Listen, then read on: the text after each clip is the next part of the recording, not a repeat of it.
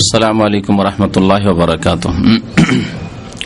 বিসমিল্লাহির রহমানির রহিম। আলহামদুলিল্লাহি রাব্বিল আলামিন ওয়াস সালাতু ওয়াস সালামু আলা সাইয়্যিদিল মুরসালিন নবিয়িনা মুহাম্মদ ওয়া আলা আলিহি ওয়া সাহবিহি আজমাইন। মহান আল্লাহর সমস্ত প্রশংসা, দরুদ ও সালাম নাযিল হোক প্রিয় নবী মুহাম্মদ সাল্লাল্লাহু আলাইহি ওয়াসাল্লামের উপর। আল্লাহুম্মা সাল্লি আলাইহি আল্লাহুম্মা বারিক আলাইহি। আমাদের এই উসুলে সালাসা, তিনটি মূলনীতির যে বিষয়টি আমাদের দর্শে ছিল তা হচ্ছে হিজরতের বিষয়। নবী করিম সাল্লাল্লাহু আলাইহি ওয়াসাল্লামের হিজরত, তিনি হিজরত করেছেন এবং এই হিজরত সেখানেই শেষ হয়ে যায়নি, বরং এই হিজরত কিয়ামত পর্যন্ত অব্যাহত থাকবে। শরীয়তে এই বিধান কায়েম থাকবে। তবে মক্কা থেকে মদিনার হিজরত, নবী করিম সাল্লাল্লাহু আলাইহি ওয়াসাল্লামের যে হিজরত, এই হিজরত মক্কা বিজয়ের সাথে সাথে অষ্টম হিজরিতে শেষ হয়ে গেছে। যেমন নবী করিম সাল্লাল্লাহু আলাইহি ওয়াসাল্লামের প্রসিদ্ধ হাদিস আছে, লা হিজরাতা বাদাল ফাতহ, লা হিজরাতা বাদাল ফাতহ। মক্কা বিজয়ের পরে, ফাতহ মানে ফাতহে মক্কা, বিজয়ের পরে মানে মক্কা বিজয়ের পরে আর হিজরত নেই। কোন হিজরত নেই?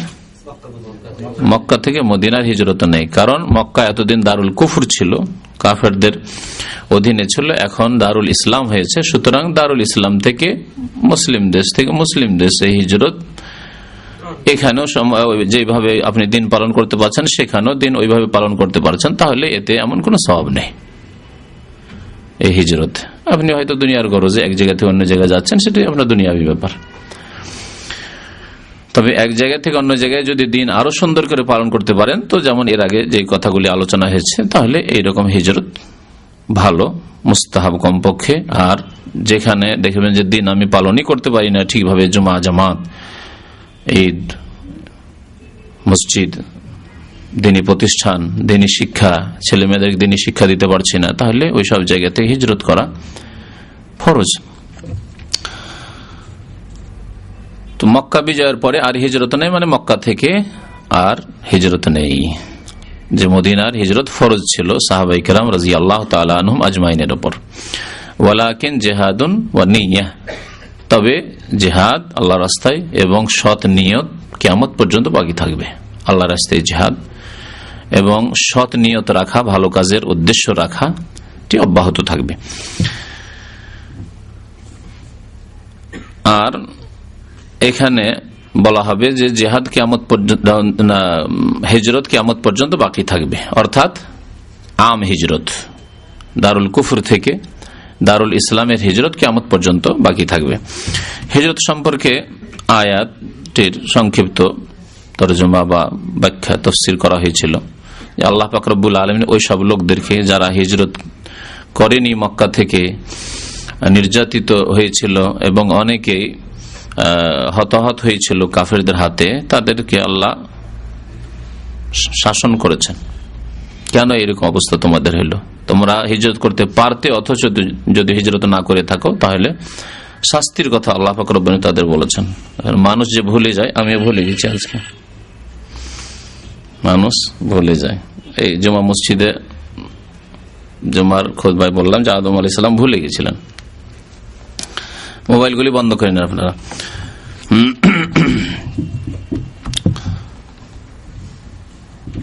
তো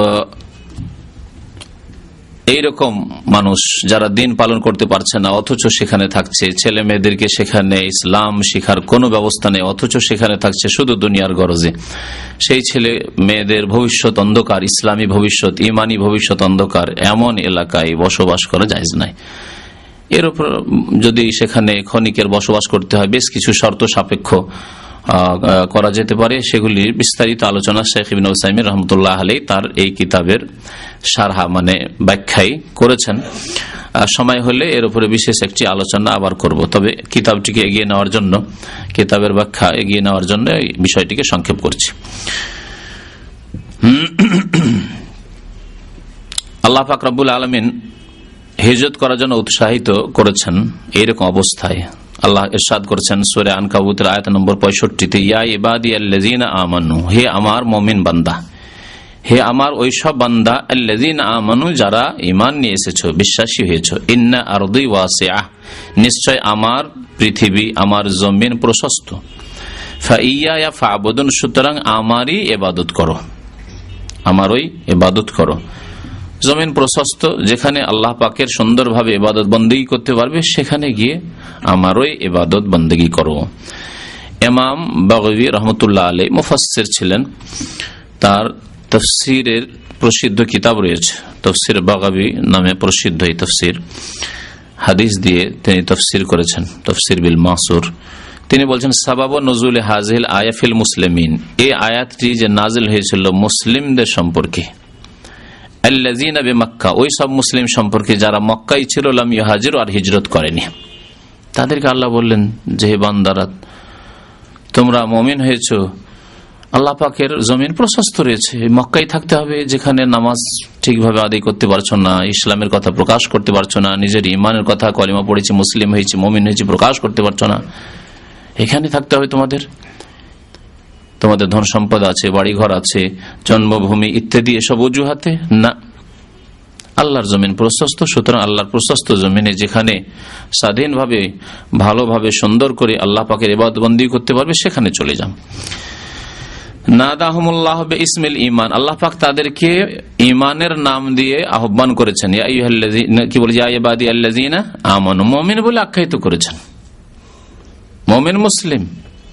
সুতরাং তোমরা আল্লাহর জমিনে হিজরত করে যেখানে সুন্দরভাবে ইবাদত বন্দেগী করতে পারো সেখানে চলে যাও। ওয়াদ-দালিলু আলাল হিজরাতি মিনাস সুন্নাহ, হিজরত সম্পর্কে আয়াত হলো এই আয়াতটি। আরেকটি আয়াত সূরা নিসার গত সপ্তাহে বলা হয়েছে, ইন্নাল্লাযীনা তাওয়াফাহুমুল মালায়েকাতু যালিমি আনফুসিহিম, এই আয়াতের তাফসীর করা হয়েছে। এখন হাদিস থেকে একটি হাদিস পেশ করেছেন লেখক, নবী করিম সাল্লাল্লাহু আলাইহি সাল্লামের ইরশাদ, সুন্নাহ থেকে অর্থাৎ নবী সাল্লাল্লাহু আলাইহি ওয়াসাল্লামের হাদিস থেকে হিজরতের উপর দলিল যে হিজরত কিয়ামত পর্যন্ত বাকি থাকবে। কাউলুহু সাল্লাল্লাহু আলাইহি ওয়াসাল্লাম, নবী করিম সাল্লাল্লাহু আলাইহি ওয়াসাল্লামের বাণী, লা তানকাতিউল হিজরাতু হাত্তা তানকাতিআত তাওবাহ, যতক্ষণ পর্যন্ত তওবার দরজা বন্ধ না হবে ততক্ষণ পর্যন্ত হিজরত বন্ধ হবে না। লা তানকাতিউল হিজরা, ইনকিতা মানে বিচ্ছিন্ন হয়ে যাওয়া, বন্ধ হয়ে যাওয়া, থেমে যাওয়া। তো হিজরত বন্ধ হবে না যতক্ষণ পর্যন্ত তওবা না বন্ধ হয়ে যায়। তওবা কখন বন্ধ হবে? বলছেন নবী করিম সাল্লাল্লাহু আলাইহি ওয়াসাল্লাম, ওয়ালা তানকাতিউত তাওবাতু হাত্তা তাতুলু আশ-শামসু মিন মাগরিবিহা, আর তওবা অতক্ষণ পর্যন্ত বন্ধ হবে না, তওবার দরজা, যতক্ষণ পর্যন্ত পশ্চিম দিকে সূর্য উদয় না হয়ে যাবে। পশ্চিম দিক থেকে সূর্য ওঠা পর্যন্ত তওবার দরজা পৃথিবীর মানুষের জন্য খোলা থাকবে, মুমিনের জন্য খোলা থাকবে, এমনকি কাফেরের জন্য কলিমা পড়ার দরজা খোলা থাকবে। সবচেয়ে বড় তওবা হচ্ছে শিরক কুফরি থেকে তওবা করা, হ্যাঁ, আল্লাহর একত্ব তাওহীদের শাহাদাত দান করা, অঙ্গীকার করা, তাদের জন্য দরজা খোলা আছে। তো তওবার দরজা বন্ধ হওয়া পর্যন্ত হিজরত বহাল থাকবে, অর্থাৎ কিয়ামত পর্যন্ত। কিয়ামতের পূর্ব মুহূর্তে কিয়ামত হয়ে গেল, পশ্চিম দিক থেকে সূর্য উঠে গেছে, কিয়ামত, সেই দিন পর্যন্ত হিজরত বাকি থাকবে। শরীয়তের এই বিধান, কেউ এই বিধানকে ইসলাম থেকে খারিজ করতে পারবে না, ইখতিয়ার আল্লাহ পাক কাউকে দেননি। নবী করিম সাল্লাল্লাহু আলাইহি ওয়াসাল্লাম কিয়ামত পর্যন্ত অব্যাহত থাকবে এই শরীয়তি বিধান, এবং মুসলিম উম্মাহ যারা কোরআন সুন্নাহ মোতাবেক জীবন যাপন করবে তারা এর প্রতি আমল করতে থাকবে। তাহলে হিজরত প্রয়োজনে হিজরত করতে হবে। আল্লাহ পাক যতটুকু যাকে সুযোগ দিয়েছেন, দুনিয়ার জন্য আজকে মানুষ হিজরত করছে, খুব হিজরত চলছে। করাচিতে বহু বাঙালি মানুষ ব্যবসা বাণিজ্যের জন্য হিজরত করে অনেক আগে থেকে এসে আছে, আর আজকালকার যুগে শুরু হয়েছে, যাক মুসলিম দেশ থেকে মুসলিম দেখে এসে, যদিও রুজি রুটির জন্য এসছে, ভালো কথা এটি।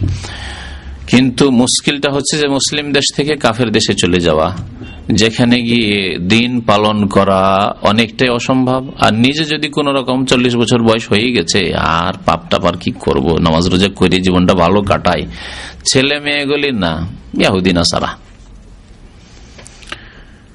হয় পুরোপুরি, আর না হইলে সভ্যতা সংস্কৃতি ধর্মকর্ম ভ্রুক্ষেপ ওইসব কিছুই নেই। অধিকাংশ মানুষদের এই অবস্থা। সুতরাং এই অবস্থায় কোনো মতেই জায়েজ নয়। আপনি বলুন, আমাদের এক বন্ধু মানুষ ইসলামের দাওয়াতের কাজে যাওয়ার রাস্তা খোলা আছে, মনে রাখবেন, কোরিয়া গিয়েছে, যেখানে একটিও ইসলামিক কোন ভালো প্রতিষ্ঠান যা আমার ভালো শিক্ষা দেব ইসলামিক পরিবেশে নেই, তাহলে এইরকম জায়গায় গিয়ে ঠিক আছে দাওয়াত দেওয়ার জন্য গিয়েও থাকেন, তো আপনাকে আগে চিন্তা করতে হবে আমাকে দাওয়াতটা আগে কাকে দিতে হবে, কাকে দাওয়াত দিতে হবে আগে, কোরিয়াবাসীকে না আমার স্ত্রী আর ছেলে মেয়েকে? কাকে আগে নামাজি বানাইতে হবে, কোরিয়ার লোককে না আমার স্ত্রী ছেলে মেয়েদেরকে?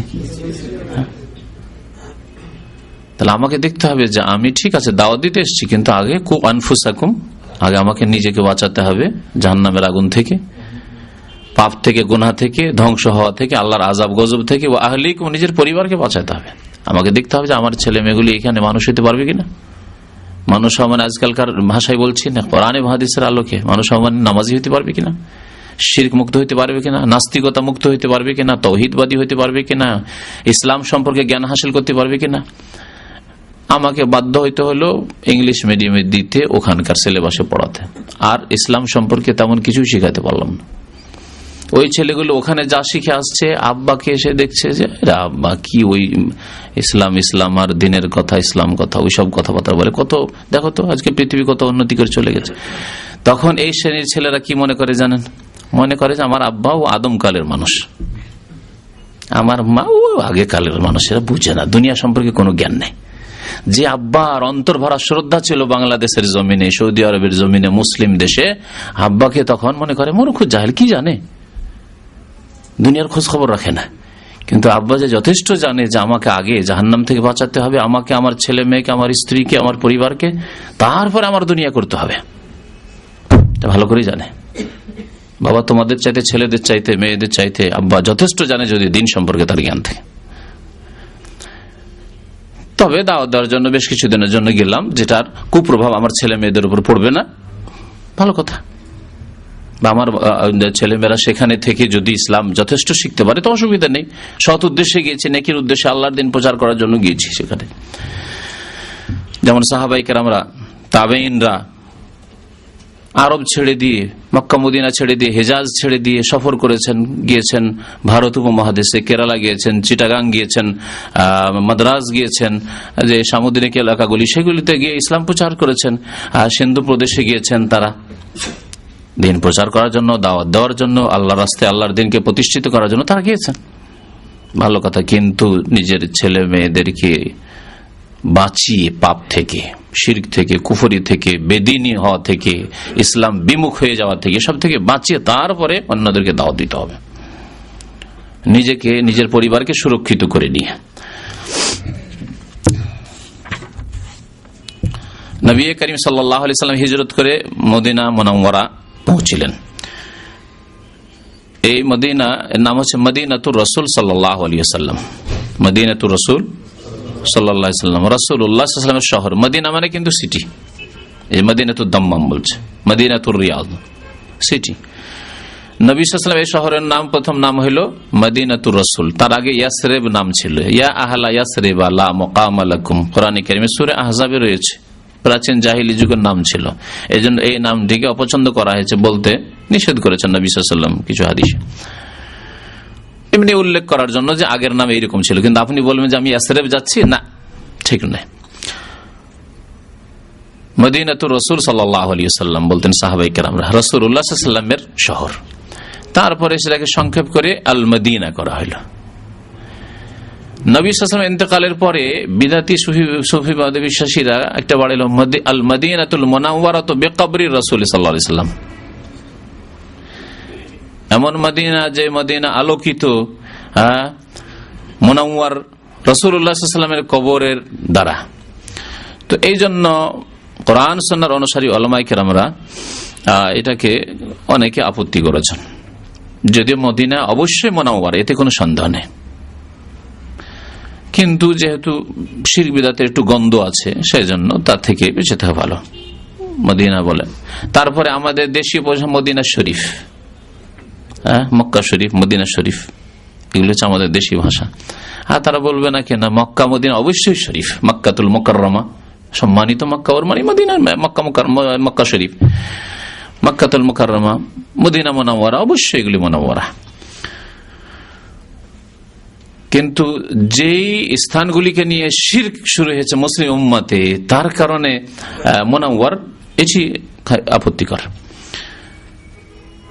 দেশে যদি আজমির শরীফ হয়ে যেতে পারে, যে কোনো মাজারের এলাকা শরীফ, দরবার শরীফ, যে কোনো দরবার, যে কোনো জায়গায় আছে, খানকা আছে পীরদের, দরবার শরীফ, পুরপুরাদের, সারসিনাদের, এগুলো দরবার শরীফ বলে না, দরবার শরীফ। বরং ইজতেমা যেগুলি করছে এরা বলছে ইজতেমার জায়গাকে শরীফ বলছে, শরীফ। তো যাই হোক, এই শরীফ বলা, যেহেতু বিদাতি জায়গাগুলিকে শরীফ বলা আমাদের দেশের প্রচলন, সেজন্য আমরা বিদাতের যাতে অনুকরণ না হয় বা বিদাতিদের অনুকরণ না হয়, সেজন্য এই ভাষাগুলি মদিনা শরীফ, মক্কা শরীফ না বলে উচিত। যদি আপনি এই নিয়তে বলেন যে মক্কা সম্মানিত মক্কাতুল মুকাররমা, মদিনা সম্মানিত মদিনা মুনাওয়ারা, তো অসুবিধা নেই, কিন্তু যাতে করে ওতে শিরকের গন্ধ না থাকে, যা হয়তো বিদাতি যে নিয়তে বলে থাকে। ফালাম্মাস্তাকাররা বিল মদিনাতে, মদিনা মুনাওয়ারায় বা মদিনাতুর রাসূল সাল্লাল্লাহু আলাইহি সাল্লামে যখন নবী করিম সাল্লাল্লাহু আলাইহি সাল্লাম অবস্থান আরম্ভ করলেন, স্থায়ী হয়ে গেলেন, যখন মদিনায় থাকতে হবে, আমারা বেবাকিয়াতে শারাইল ইসলাম, তখন ইসলামী শরীয়তের অবশিষ্ট বিধিবিধানগুলি, হুকুম আহকামগুলির আদেশ প্রদান করলেন।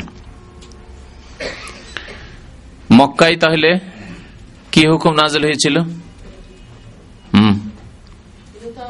তাওহীদের। ভালো কথা, খুব সুন্দর কথা, তাওহীদের। ইয়া আইয়ুহান নাস কুলু লা ইলাহা ইল্লাল্লাহ তুফলিহু। নবী করিম সাল্লাল্লাহু আলাইহি ওয়াসাল্লামের এই আহ্বানই ছিল, হে মানব সকল, হে মক্কাবাসী, কুলু লা ইলাহা ইল্লাল্লাহ, বলো আল্লাহ ছাড়া কেউ সত্য মাবুদ নেই, আল্লাহ ছাড়া কেউ আর মাবুদ উপাস্য নেই, ইবাদতের হকদার নেই। তুফলিহু, তাহলেই তোমরা ফালাহ পাবে, মুক্তি পাবে, সার্বিক কল্যাণ হাসিল করবে। এই ছিল দাওয়াত নবী করিম সাল্লাল্লাহু আলাইহি ওয়াসাল্লামের। আল্লাহ পাকের আয়াত তো সূরা মুদ্দাসিরে শোনানো হয়েছে, ইয়া আইয়ুহাল মুদ্দাসির কুম ফাআনজির ওয়া রাব্বাকা ফাকাব্বির, সতর্ক করো শিরক থেকে, তাওহীদের দাওয়াত দাও। তারপরে আর মক্কায় কোনো হুকুম আহকাম নাযিল হয়নি। সালাত, 5 ওয়াক্ত নামাজ, মেরাজ, ইসরা মেরাজের কথা উল্লেখ করা হয়েছে তৃতীয় মূলনীতিতে, যে মেরাজ হলে মেরাজ থেকে নবী করিম সাল্লাল্লাহু আলাইহি ওয়াসাল্লাম 5 ওয়াক্ত নামাজ নিয়ে আসলেন, তাহলে নামাজও ফরজ হলো মক্কাতুল মুকাররমায়। বাকি এই ইসলামের যে 5টি স্তম্ভ রয়েছে, কালেমা শাহাদাত, লা ইলাহা ইল্লাল্লাহ মুহাম্মাদুর রাসূলুল্লাহ সাক্ষ্য প্রদান করা, তাওহীদের সাক্ষ্য প্রদান করা এবং রিসালাতের, আর 5 ওয়াক্ত নামাজ কায়েম করা, এই দুটি হইল মক্কায় ফরজ। তারপরে মদিনা আসার পরে বাকি থাকে কিসের আর বিধান? যাকাত, সিয়াম, রোজা এবং হজ, এগুলি ফরজ হইল কোথায়? মদিনা এসে। যাকাত সম্পর্কে ওলামাদের একটু ইখতিলাফ আছে, যাকাত কোথায় ফরজ হয়েছে। লেখক বলছেন মিসল, যেমন বাকি ইসলামের বিধিবিধান, যেমন আয-যাকাত, যাকাত, ওয়াস-সাওম, সাওম বা সিয়াম, রোজা যাকে বলেন, ওয়াল হজ, হজ, ওয়াল জিহাদ, আল্লাহর রাস্তায় জিহাদ করা, জিহাদও ফরজ হয়েছে কোথায়? মদিনায় এসে। মক্কার জীবনে বরং অস্ত্র ধারণ করা, জিহাদ করা নিষেধ ছিল, ফরজ দূরের কথা, জায়েজও ছিল না, নিষেধ ছিল, নিষেধ ছিল। আলাম তায়াল্লাযীনা ক্বিলা লাহুম কুফফু আইদিয়াকুম, আল্লাহ পাক কোরআনে কারীমে ইরশাদ করেছেন, তুমি কি দেখোনি সেই লোকদেরকে? আলাম তায়াল্লাযীনা ক্বিলা লাহুম, তাদেরকে বলা হয়েছিল আল্লাহর পক্ষ থেকে আদেশ নবী সাল্লাল্লাহু আলাইহি ওয়াসাল্লামের মাধ্যমে, কুফফু আইদিয়াকুম, তোমাদের হাতকে থেমে থাকো। কুফু মানে রুকে রাখো, থেমে থাকো। ওয়া আকিমুস সালাহ, বাস নামাজ কায়েম করো।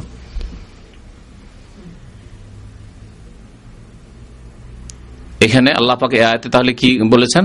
জিহাদ নিষেধ, কারণ এখন দুর্বল, এখন 50 জন 100 জন বা 200-500 জনই হয়েছে। তোমরা যদি অস্ত্র ধারণ করো আবু জাহাল, আবু লাহাবের বিরুদ্ধে, তাহলে সমূলে বিনাশ করে দিবে। এখন এই ক্ষমতা আসেনি, তাহলে জিহাদ শর্ত সাপেক্ষ রয়েছে।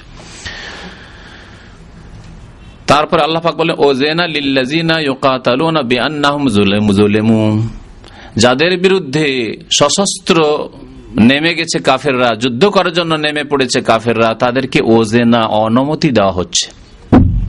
তাহলে ফরজ করা হয়নি আয়াতে, প্রথম স্তরে জিহাদের অনুমতি দেওয়া হচ্ছে। যে তোমাদের উপর জুলুম হচ্ছে, তোমাদেরকে হত্যা করছে, ও যে না, অনুমতি দেওয়া হচ্ছে ওই মুমিনদেরকে যাদের বিরুদ্ধে কাফের অস্ত্র নিয়ে নেমে পড়েছে, মজলুম হয়েছে তোমরা, তোমাদেরকে অনুমতি দেওয়া হচ্ছে। আল্লাহ পাক তাদের সাহায্যের জন্য সর্বশক্তিমান। সুতরাং এখন তোমাদের অনুমতি দেওয়া হয়েছে, যদি দেখো যে আমরা পেরে উঠতে পারবো তাহলে জায়েজ আছে। আল্লাহ পাক রব্বুল আলামিন আর এক স্তরে গিয়ে বলছেন আরেকটু শক্তিশালী হয়ে গেছে, এখন শর্ত পুরা করে দিতে পেরেছো, পারবে এখন তোমরা। আল্লাহ পাকের মদদ নামবে এবং পার্থিব যে কিছু শক্তির প্রয়োজন হয় সেই শক্তিও তোমাদের আছে, আর ইমানি শক্তিও আছে। আল্লাহ পাক বলছেন ইয়া আইয়ুহাল্লাযীনা আমানু কুতিবা আলাইকুমুল কিতালু ওয়া হুয়া কুরহুল লাকুম, তোমাদের উপর কিতালকে, যুদ্ধকে ফরজ করা হয়েছে, কিন্তু এটি তোমাদের মনের উপর বড়ই কষ্টকর। তো এই জিহাদের বিধান কোরআনে কারিমে রয়েছে, একে মানসুখ, রহিত করার, ক্যান্সেল করার কোন ইখতিয়ার কোন জাতিকে নেই। তবে এক হচ্ছে রহিত করা, যার ইখতিয়ার কাউকে নেই, এক হচ্ছে স্থগিত আপাতত রাখা। আমাদের কাছে ওই শর্ত পুরা হয়নি, দুর্বল, সুতরাং এই অবস্থায় এর ক্ষতির দিকে বেশি না, স্থগিত রাখেন। কোন জিনিসে বিলম্ব করা আলাদা জিনিস, আর একটা জিনিসকে অস্বীকার করা কুফরি। কিন্তু এখন পেরে উঠছে না, এই জন্য স্থগিত রেখেছে। আজকে দুনিয়ার নেতারা স্থগিত রাখেন নিজের কর্মসূচি, আমাদের কর্মসূচিতে এগুলি আছে কিন্তু স্থগিত রেখেছে। কমিউনিস্ট পার্টি রাশিয়া থেকে আর চায়না থেকে কমিউনিস্ট এসে পশ্চিমবঙ্গে এখনো তারা স্থগিত রেখেছে তাদের কমিউনিজমকে, কমিউনিজমের এখন ফুল বাস্তবায়ন করেনি। সে কতদিনের জন্য স্থগিত রেখেছে, করবে না, বা সেটা মডিফাই করেছে, তাদের ব্যাপার সেটা। তাহলে দুনিয়ার লোকেরা নিজের কর্মসূচিকে স্থগিত রাখে, বিলম্ব করে, এখনো এরকম অবস্থা তৈরি হয়নি, যখন হবে তখন করব। কিন্তু আল্লাহর দিনের বিধিবিধানের প্রতি ঈমান থাকতে হবে যে আল্লাহ পাক আমাদের উপর এগুলি ফরজ করে রেখেছেন, সময় সাপেক্ষে যখন সময় হয়ে উঠবে, শর্ত পুরা করতে পারবো, তখন আল্লাহ এগুলি ফরজ করেছেন, আদায় করতে হবে। আজান কোথায় ফরজ হইল? মদিনায়। ওয়াল আমর বিল মারুফ, ভালো কাজের আদেশ দেওয়া, ভালো কাজ করো, আদেশ দেওয়া। মক্কায় ক্ষমতা ছিল না যে ভালো কাজের আদেশ দেবেন। অন্যায় আনিল মুনকার, অন্যায় কাজে বাধা দেওয়া। মদ খাচ্ছে, জুলুম অত্যাচার করছে, কিছুই বলার নেই মুসলিমদের, অসহায়, দুর্বল। অন্যায় কাজে বাধা দেওয়ার ক্ষমতা মক্কায় ছিল না। অন্তর থেকে ঘৃণা করা ছাড়া এর বেশি মুখে বলার হয়তো ক্ষমতা ছিল না। আল্লাহ পাক যখন ক্ষমতা দিলেন, শক্তিশালী করলেন মদিনায়, তখন এগুলি ফরজ হইল। ওয়াগাইরা যালিকা মিন শারাইল ইসলাম, এছাড়াও ইসলামের বহু বিধিবিধান, তার মধ্যে একটি হেজাব, পর্দা 6 হিজরিতে আল্লাহ পাক রব্বুল আলামিন ফরজ করলেন। সূরা আহজাবে পর্দার বিধান রয়েছে, সূরা নূরে রয়েছে, ওই আল্লাহ পাক ফরজ করলেন মদিনায়। যাকাত সম্পর্কে বলছিলাম শুধু, যে যাকাত সম্পর্কে ইখতিলাফ রয়েছে উলামায়ে কেরামদের, তাফসীরকারদের, যে মক্কায় ফরজ হলো যাকাত না মদিনায় ফরজ হলো। কি বলতে পারেন আপনারা? মীমাংসা, হ্যাঁ,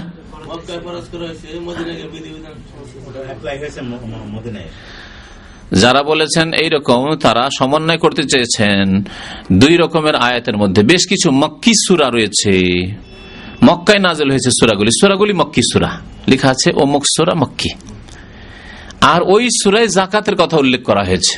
তাহলে কি করে বলবো যে মদিনায় যাকাত ফরজ? তো মক্কাতেই হয়ে গেল তাহলে। আর যাকাতের যেগুলি বিস্তারিত বিধিবিধানের আয়াতগুলি রয়েছে, সেগুলি মাদানী সূরায় রয়েছে। এই জন্য একদল বলছেন যে না, মদিনায় যাকাত ফরজ হয়েছে, আর একদল বলছেন না, যখন মক্কি সূরাতে ওই আয়াতগুলি রয়েছে কিছু যাকাতের, সুতরাং যাকাতের আসল হুকুম চলে এসেছে। যাকাত যে ইসলামের ফরজ, ইসলামের রুকন, স্তম্ভ, এই কথাটি আল্লাহ পাক মুসলিম মুমিনদেরকে জানিয়ে দিয়েছেন মক্কাতেই। নবী করিম সাল্লাল্লাহু আলাইহি ওয়াসাল্লামের উপর ওহী হয়ে গেছে, কিন্তু তার মাসলা মাসাইল বিস্তারিত। যাকাত কত পরিমাণ দিতে হবে, কত পরিমাণ ধন সম্পদ হলে, স্বর্ণ কত হলে, চাঁদি কত হলে, খাদ্যদ্রব্য কত হলে, উট কয়টা হলে, ছাগল কয়টা হলে, গরু গাভী কয়টা হলে দিতে হবে, এগুলিকে নিসাব বলা হয়। এই নিসাব পরিমাণ এগুলি নির্ধারিত হয়েছে, এগুলির বয়ান এসেছে মদিনায় হিজরতের পরে। তাহলে এভাবে সমন্বয় হয়ে যাবে। আল্লাহ পাক রব্বুল আলামিন সূরা মাআরিজ 29 পারায়, এই সূরা মাআরিজ মক্কি সূরা, ইরশাদ করেছেন ওয়াল্লাযীনা ফি আমওয়ালিহিম হাক্কুম মালুম লিস-সাইলি ওয়াল মাহরুম। মুমিন তো তারাই এবং জান্নাতি তারাই যাদের ধন সম্পদে জানাশোনা অধিকার রয়েছে, হক রয়েছে, প্রাপ্য রয়েছে। কার? লিস-সাইলি, ভিক্ষুকদের জন্য, ওয়াল মাহরুম, আর যারা ভিক্ষা না করলে বঞ্চিত থেকে যায়, লজ্জা পায় চাইতে কিন্তু অত্যন্ত অভাবী, ওরা বেশি হকদার। অভাব আছে কিন্তু তাদের মান সম্মান, বংশীয় মান সম্মান, ইমানি মান সম্মান, ব্যক্তিগত মান সম্মান তা বাধা দিচ্ছে যে কি করে মানুষের কাছে চাইবো, খেতে না পেলে চাইতে পারে না, এরা বেশি হক রাখে। আল্লাহ পাক উভয়ের হকের কথা এই আয়াতে উল্লেখ করেছেন। যারা চাইবে ভিক্ষা করবে তাদেরকেও দাও অভাবী, সেজন্য, আর যারা অভাবী কিন্তু লজ্জা পায় ভিক্ষা করতে তাদেরকেও দাও আল মাহরুম, তারা যেন বঞ্চিত মাহরুম না থেকে যায়। মাহরুম করে দিও না, চাই না সেই জন্য দিলে না, খোঁজ খবর নিলে না, অথচ তোমার প্রতিবেশী, তোমার গ্রামবাসী, খবর অবশ্যই রাখতে হবে। তো এই বিধি বিধানগুলি মদিনায় ফরজ হলো, যেগুলির কথা উল্লেখ করা হলো।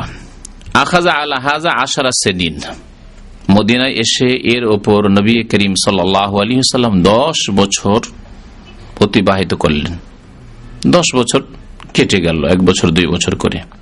বিভিন্ন নবী সাল্লাল্লাহু আলাইহি ওয়াসাল্লামের জিহাদগুলি হইল, বদর হইল, ওহদ হইল, খন্দক হইল, খাইবার হইল, মক্কা বিজয় হইল, তায়েফের যুদ্ধ হইল, হুনাইনের যুদ্ধ হইল, বহু যুদ্ধ হলো, জিহাদ হলো, অনেক অভিযান পাঠালেন নবী করিম সাল্লাল্লাহু আলাইহি ওয়াসাল্লাম, সারিয়া হইল। তারপরে তারপরে নবী করিম সাল্লাল্লাহু আলাইহি ওয়াসাল্লাম ইন্তেকাল করলেন, তুফিয়া, ওয়াফাত পেলেন। ওয়াফাত পাওয়া মানে কি? মৃত্যুবরণ করা। তুফিয়া আরবিতে বলা হয় আর মাতা বলা হয়, দুটোর মানে হচ্ছে ইন্তেকাল করা। জি সাল্লাল্লাহু আলাইহি ওয়াসাল্লাম, নবী করিম সাল্লাল্লাহু আলাইহি ওয়াসাল্লামের তাহলে ইন্তেকাল হয়েছে। মওত যে আল্লাহ পাক প্রত্যেক ব্যক্তির জন্য নির্ধারিত করেছেন, কুল্লু নাফসিন যায়কাতুল মওত, প্রত্যেক ব্যক্তিকে মওতের আস্বাদন গ্রহণ করতে হবে।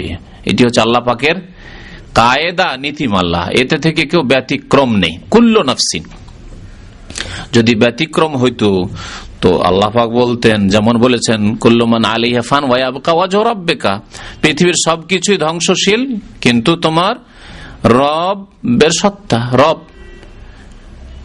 ওয়াজ বলে আল্লাহ পাক রব্বুল আলামিনের মুখমণ্ডল, ওয়াজ আল্লাহর, ওয়াজ আল্লাহর মুখমণ্ডল, আল্লাহর মতো বলে তার সত্তাকে উদ্দেশ্য করা হয়েছে, কিন্তু আল্লাহ পাকের মুখমণ্ডল আছে, এই কথাই এই আয়াত প্রমাণ করে। ওই রকম বলা হয়তো যে ওয়া রাসূলুহু, এবং তার রাসূল তিনি ইন্তেকাল করবেন না। যদি এটি আকীদার বিষয় হইতো এবং এটি যদি ইসলাম হইতো, এটি শিরক কুফরি না হইতো, তাহলে আল্লাহ পাক বয়ান করে দিতেন যে এর উপর তোমাদের ঈমান নির্ভরশীল। দেখো, যেমন আল্লাহ থাকবেন তেমনি নবীও ইন্তেকাল করবেন না। কুল্লু নাফসিন যায়কাতুল মউত ইল্লা রাসূলুল্লাহ বলতেন, আছে কোথাও? তাহলে বিদাতীরা কিভাবে যে পথভ্রষ্ট হইল আল্লাহ পাক জানে। শয়তান আকীদার ক্ষেত্রে কাউকে ধ্বংস করেছে, কাউকে নামাজ রোজা হজ যাকাতের ক্ষেত্রে, ফারাইজ ওয়াজিবাতের ক্ষেত্রে ধ্বংস করেছে, কাউকে হারাম খাওয়িয়ে হারাম কাজ করিয়ে সর্বনাশ করেছে, কাউকে বেদিন করে ধ্বংস করেছে। আল্লাহ পাক রব্বুল আলামিন বিভিন্ন মানুষকে বিভিন্ন ভাবে গুমরাহ করেছে। আলহামদুলিল্লাহ যে আল্লাহ পাক রব্বুল আমাদেরকে সহিহ আকীদা বোঝার তৌফিক দান করেছেন, বলুন আলহামদুলিল্লাহ। আল্লাহ পাক তার প্রতি চলার জন্য তৌফিক দান করেন। নবী করিম সাল্লাল্লাহু আলাইহি সাল্লামের আদর্শ সুন্নাত মোতাবেক সার্বিক ক্ষেত্রে জীবন যাপন আল্লাহ যেন তৌফিক দান করেন। নবী করিম সাল্লাল্লাহু আলাইহি সাল্লামের ইন্তেকাল হয়েছে এই কথা বলাকে বিদাতীরা বেয়াদবি মনে করে। আর আমরা দেশে মনে করতাম, দেশের পড়াশোনায়, যে এটা মনে হয় বেরলবিরা মনে করে, হায়াতুর রসুল, হায়াতুন নবী, নবী জীবিত, বেরলবিরা মানে রেজবি, কবর পূজারীরা, এরাই মনে হয় এটা আকীদা রাখে, আর আমাদের দেওবন্দি ভাইরাই আকীদা রাখে না। এটাই ভাবতাম, তাদের সম্পর্কে একটা ভালো ধারণাই ছিল। কিন্তু আশ্চর্য হয়ে গেলাম যখন মাআরিফুল কোরআন মুফতি শাফি সাহেবের কয়েক খণ্ডের তাফসীর, খুব প্রসিদ্ধ তাফসীর, অখণ্ড পাকিস্তান, পূর্ব পাকিস্তান, পশ্চিম পাকিস্তানের বেতার থেকে, রেডিও সেন্টার থেকে যা প্রতিদিন ভোরে প্রচার করা হইতো, পরে সেটি তাফসীরের আকার ধারণ করেছে। এই তাফসীর সেই তাফসীরের বাংলা অনুবাদ করলেন মহিউদ্দিন খান সাহেব, একজন প্রখ্যাত বাংলাদেশের আলেম। তাদের আকীদার অবস্থা, তারা সবাই দেওবন্দি নদভী। তাদের আকীদার অবস্থা যখন দেখলাম, সূরা আহজাব দেখার জন্য বলছি আপনার, সূরা আহজাবে আল্লাহ পাক যেখানে বলেছেন ওয়ালা আনতানকিহু আজওয়াজাহু আবাদা, নবী করিম সাল্লাল্লাহু আলাইহি ওয়াসাল্লামের বিবিগণকে তোমরা কখনো বিবাহ শাদী করবে না, এই আয়াতের তাফসিরে বলছেন শফি সাহেব, আর সেটিকে বাংলায় নকল করছেন মহিউদ্দিন খান সাহেব, মানে তারও আকীদা ওই আকীদা। আর এরা সব দেওবন্দের বা দেওবন্দি আকীদার শীর্ষস্থানীয় আলেম, শুধু আলেম নয়। মুফতি শাফি দেওবন্দি আলেমদের 5 জনের একজন, 50 জনের একজন নয়, 100 জনের একজন নয়, 5 জনের একজন। তার এই আকীদা কি বলছে যে নবী করিম সাল্লাল্লাহু আলাইহি ওয়াসাল্লামের বিবিগণকে এই জন্যই বিবাহ করতে নিষেধ করা হয়েছে যে যেহেতু তিনি জীবিত। দেখতে চান যেই তাফসীরটি এই কারণে, এই রকম বহু ভুল থাকার কারণে সৌদি আরব ছাপিয়ে দিয়েছিল, তাদের উপর আস্থা ভরসা করে যে তারা সঠিক কথা হয়তো বলেছে, তাফসীর খুব সুন্দর, কিন্তু যখন দেখা গেল যে এরকম শিরকি বিদাতি কথায় ভরা, তাবিজ তোমারই আর সুফিবাদে আর পীর মুরিদিতে ভরা, আল্লাহ নিরাকার এসব বদাকিদাই ভরা। সূরা আত-তিন ওয়াজ জাইতুনের তাফসীর দেখেন, আল্লাহ নিরাকার, নিঃসন্দেহে আল্লাহ নিরাকার বলছে মুফতি শফি সাহেব বলছেন, আর ওর বাংলা তর্জমা করেছে খান সাহেব, আর ওটাকে নিয়ে এসে পেশ করছে সৌদি সরকারের কাছে যে আপনার কিং ফাদ কমপ্লেক্স থেকে একটা খুব ভালো তাফসীর আছে, ছাপিয়ে দেন, খুব ভালো হবে, উম্মতের ফায়দা হবে। কি ফায়দা? আল্লাহ নিরাকার, আর তাবিজ করা মুস্তাহাব, আর সুফিবাদ পীর মুরিদি ভালো, আধ্যাত্মিক উন্নতির জন্য পীর ছাড়া কোনো উপায় নেই। আর তারপরে আপনার নবী সাল্লাল্লাহু আলাইহি ওয়াসাল্লাম যেহেতু জীবিত, সেজন্য তার বিবিগণকে বিবাহ করতে নিষেধ করা হয়েছে। তো আরে বাবা খান সাহেব আর মুফতি সাহেব তো গেছেনই দুনিয়া থেকে, আল্লাহ পাক ভালো জানেন যে কি হবে। বাকি কথা হলো যে তাদের যারা ভক্ত, তাদেরকে বলছি যে বাবারা, আল্লাহর রাস্তে বলো, তাহলে আমার মাঝে আর আপনার মাঝে আর রাসূলুল্লাহর মাঝে কি পার্থক্য থাকলো? বরং একজন হিন্দু, ইহুদি, খ্রিস্টান আর রাসূলুল্লাহ সাল্লাল্লাহু আলাইহি ওয়াসাল্লামের মাঝখানে কি পার্থক্য থাকলো? কোনো পার্থক্য থাকলো না। কারণ একজন হিন্দুর বিবিকেও, একজন ইহুদির বিবিকেও আপনার বিবাহ করা জায়েজ নয়। একজন মেয়েকে আহলে কিতাবকে বিয়ে করা জায়েজ আছে, হিন্দু না হয় মুশরিক আছে বা বৌদ্ধ মুশরিক, কিন্তু আহলে কিতাব ইহুদি খ্রিস্টান তাদের মেয়েকে বিবাহ করা জায়েজ আছে না? জায়েজ আছে, মাসলা মনে রাখবেন। তবে তাদেরকে মেয়ে দেওয়া জায়েজ নয়, হারাম। মুসলিম মেয়ে ইহুদি খ্রিস্টান যেমন পশ্চিমা দেশে হচ্ছে, সাবধান। তো ইহুদি খ্রিস্টানের মেয়েকে বিয়ে করা জায়েজ আছে, অবিবাহিতা মেয়েকে, কিন্তু বিবাহিতা একজন খ্রিস্টান যুবক একটি খ্রিস্টান মেয়েকে বিয়ে করে নিয়েছে, তারপরে আপনাকে ওই মেয়ে বিয়ে করতে চায়। আজকাল ইন্টারনেটের যুগে ফাসেক মুসলিমরা ইন্টারনেটে বিয়ে করছে অনেকে, আর এগুলিতে ফেসে যাচ্ছে অনেক ক্ষেত্রে। তো ঘটনা বাড়িতে যাচ্ছে না, অনেক ঘটনা মনে চলে আসছে এই কথাগুলি বলতে গিয়ে, অনেক ঘটনা মনে চলে আসছে। খ্রিস্টান মেয়ের উপর আস্থা করছে, আর তার মুসলিম জন্মগত মুসলিম মেয়ে বিয়ে করে আছে, না না আমার স্ত্রী সম্পর্কে সন্দেহ। আর একটা খ্রিস্টান মেয়ে ইন্টারনেট তার সাথে যোগাযোগ করেছে, ওকে বিশ্বাস করছে। হতে পারে তার স্বামী থাকতে পারে। কোন মেয়ে যদি খ্রিস্টানও হয়, ইহুদিও হয়, আর তার যদি স্বামী থাকে, তাহলে আল্লাহ পাক হারাম করেছেন ওয়াল মুহসানাত মিনান নিসাই। ওয়াল মুহসানাত মানে এখানে মুতাজাওয়াজাত, বিবাহিতা কোন মহিলা তোমাদের জন্য হারাম। কারো বিবাহ বন্ধনে চলে গেছে, তোমার জন্য হারাম হয়ে গেছে। বরং বিভ্রান্ত করা যে তুমি তার কাছে থাকিও না, চলে এসো, তুমি তালাক নিয়ে, এটিও হারাম। নবী করিম সাল্লাল্লাহু আলাইহি ওয়াসাল্লাম বলেছেন লাইসা মিন্না মান খাব্বাবা ইমরাতান আলা যাওজিহা, আমার উম্মতের অন্তর্ভুক্ত নয় কোন মানুষ যদি কোন মহিলাকে তার স্বামী সম্পর্কে তার অন্তরে ঘৃণা জন্ম দেয়, খারাপ করে দেয়, মন মেজাজ খারাপ করে দিল, বলে দূর এইরকম স্বামী নিয়ে আসো, তোমাকে ভালো স্বামীর ব্যবস্থা করে দেবো, না আমি বিয়ে করবো, দেখছো তো আমাকে, আর তোমার স্বামী কত দেখতে কুৎসিত, ও গরিব, সেই ব্যক্তি নবী করিম সাল্লাল্লাহু আলাইহি ওয়াসাল্লামের উম্মতের অন্তর্ভুক্ত নয়। জি, এই হচ্ছে ইসলাম।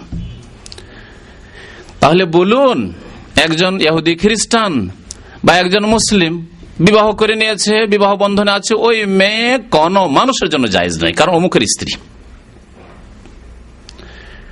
তাহলে রাসূলুল্লাহ সাল্লাল্লাহু যতক্ষণ বেঁচে আছে, ইন্তেকাল করে গেলে ইদ্দতের পরে জায়েজ। ওই রকমই যদি রাসূলুল্লাহ সাল্লাল্লাহু আলাইহি ওয়াসাল্লামের বিষয়টিও হয় যে যেহেতু নবী সাল্লাল্লাহু আলাইহি ওয়াসাল্লাম জীবিত সেই জন্য তার বিবিরা কারোর জন্য জায়েজ ছিল না, তাহলে পার্থক্য কি থাকলো? রাসূলের সম্মান করলেন না মানহানি করলেন? চিন্তা করুন, চিন্তা করতে বলছি। আর আমরা রাসূলুল্লাহ সাল্লাল্লাহু আলাইহি ওয়াসাল্লামের এই শ্রদ্ধা করি যে আল্লাহ পাক স্পেশাল বিধান দিয়েছেন রাসূলুল্লাহ সাল্লাল্লাহু আলাইহি ওয়াসাল্লামকে যে তার ইন্তেকালের পরেও কিয়ামত পর্যন্ত যদি হায়াত থাকতো নবী সাল্লাল্লাহু আলাইহি ওয়াসাল্লাম আজওয়াজে মুতাহহারাত আয়েশা আর অন্যান্য সাফিয়া, উম্মে হাবিবা ইত্যাদি আজওয়াজে মুতাহহারাত উম্মাহাতুল মুমিনিনদের তবুও কোনো মানুষের জন্য জায়েজ হতো না, হারাম। ওয়া আজওয়াজুহু উম্মাহাতুহুম, আল্লাহ পাক বলছেন নবীর বিবিগণ তোমাদের মা। মা যেমন হারাম, চিরকাল হারাম, আপনার মা যতদিন বেঁচে থাকুক না কেন আপনার জন্য হারাম। ওই রকমই নবী করিম সাল্লাল্লাহু আলাইহি ওয়াসাল্লামের বিবিগণ হারাম, শ্রদ্ধা সম্মান এহতেরামের জন্য হারাম। এই জন্য হারামের কজ এই নয়, কারণ এই নয় যা শফি সাহেব লিখছেন আর খান সাহেব তর্জমা করছেন বাংলায় যে যেহেতু নবী জীবিত আছেন সেই জন্য হারাম। না, কোনো সম্মান করলেন না, মানহানি নিজেরাই করছেন আর খোঁজ খবর রাখেন না সহিহ আকীদার। বড় আফসোস। কারো যদি সন্দেহ হয় আয়াত বলে দিচ্ছি, আয়াতে তো সূরা আহজাবের তাফসীর দেখে নেবেন, আশ্চর্য আপনি হয়ে যাবেন পড়ে। নবী করিম সাল্লাল্লাহু আলাইহি ওয়াসাল্লামের তাহলে ইন্তেকাল হয়ে গেছে। দলিল নবী সাল্লাল্লাহু আলাইহি ওয়াসাল্লামের ইন্তেকালের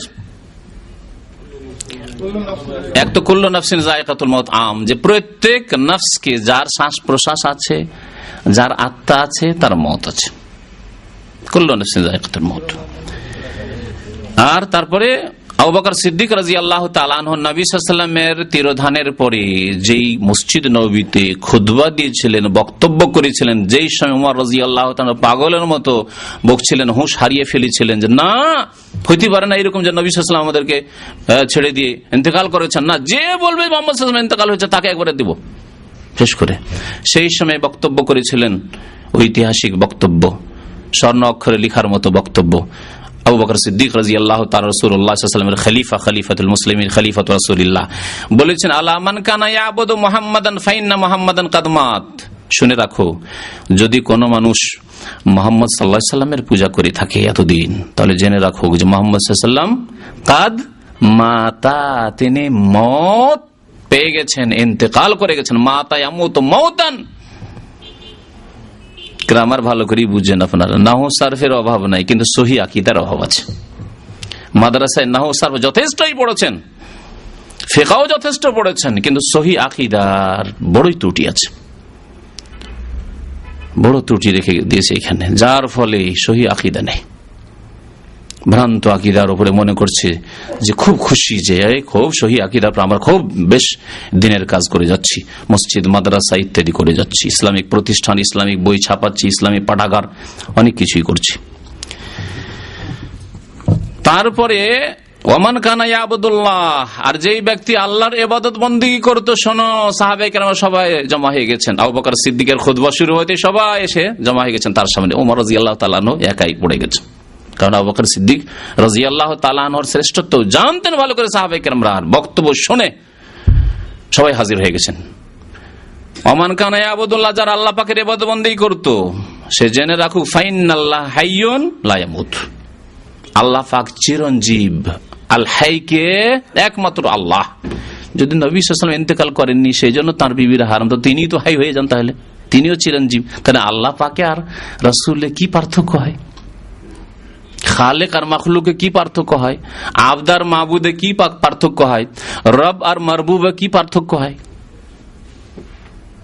রব আর মারবুব, নবী করিম সাল্লাল্লাহু আলাইহি ওয়াসাল্লাম মারবুব, আল্লাহ পাক রব।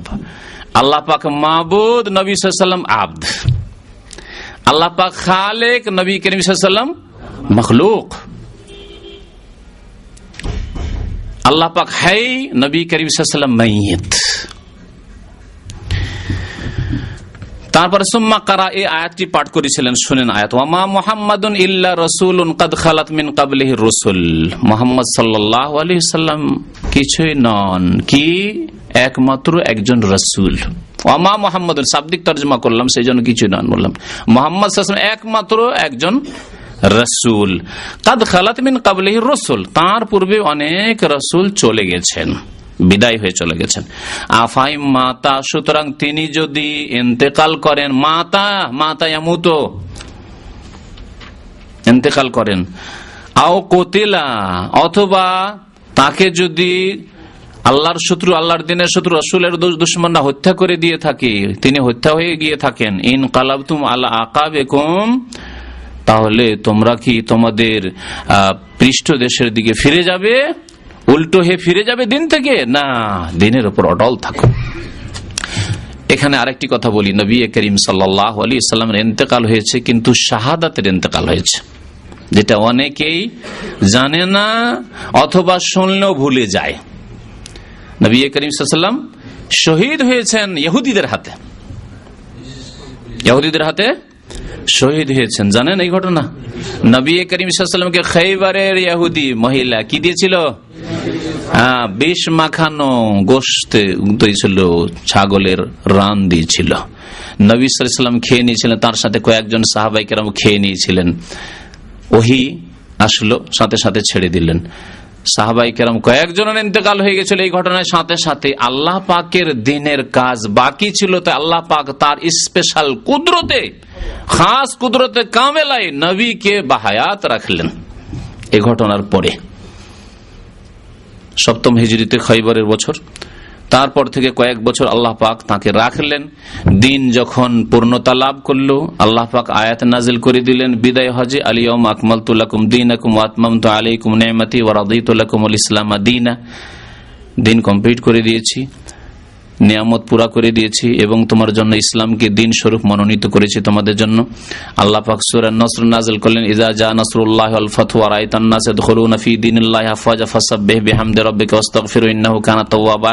এখন কাজ যখন শেষ হয়েছে, বিজয় চলে এসেছে, আল্লাহর সাহায্য চলে এসেছে, মানে দিনের কাজ হয়ে গেছে, এখন বেশি বেশি আখিরাতের কিছু সম্বল, ফাসাব্বিহ বিহামদি রাব্বিকা, প্রশংসার সাথে সাথে আল্লাহ পাকের তাসবিহ বেশি বেশি করুন, ওয়াস্তাগফির, আল্লাহর কাছে ক্ষমা মার্জনা কামনা করুন, বেশি বেশি ইস্তেগফার করুন এবং প্রস্তুতি নেন আখিরাতে পাড়ি দেওয়ার জন্য।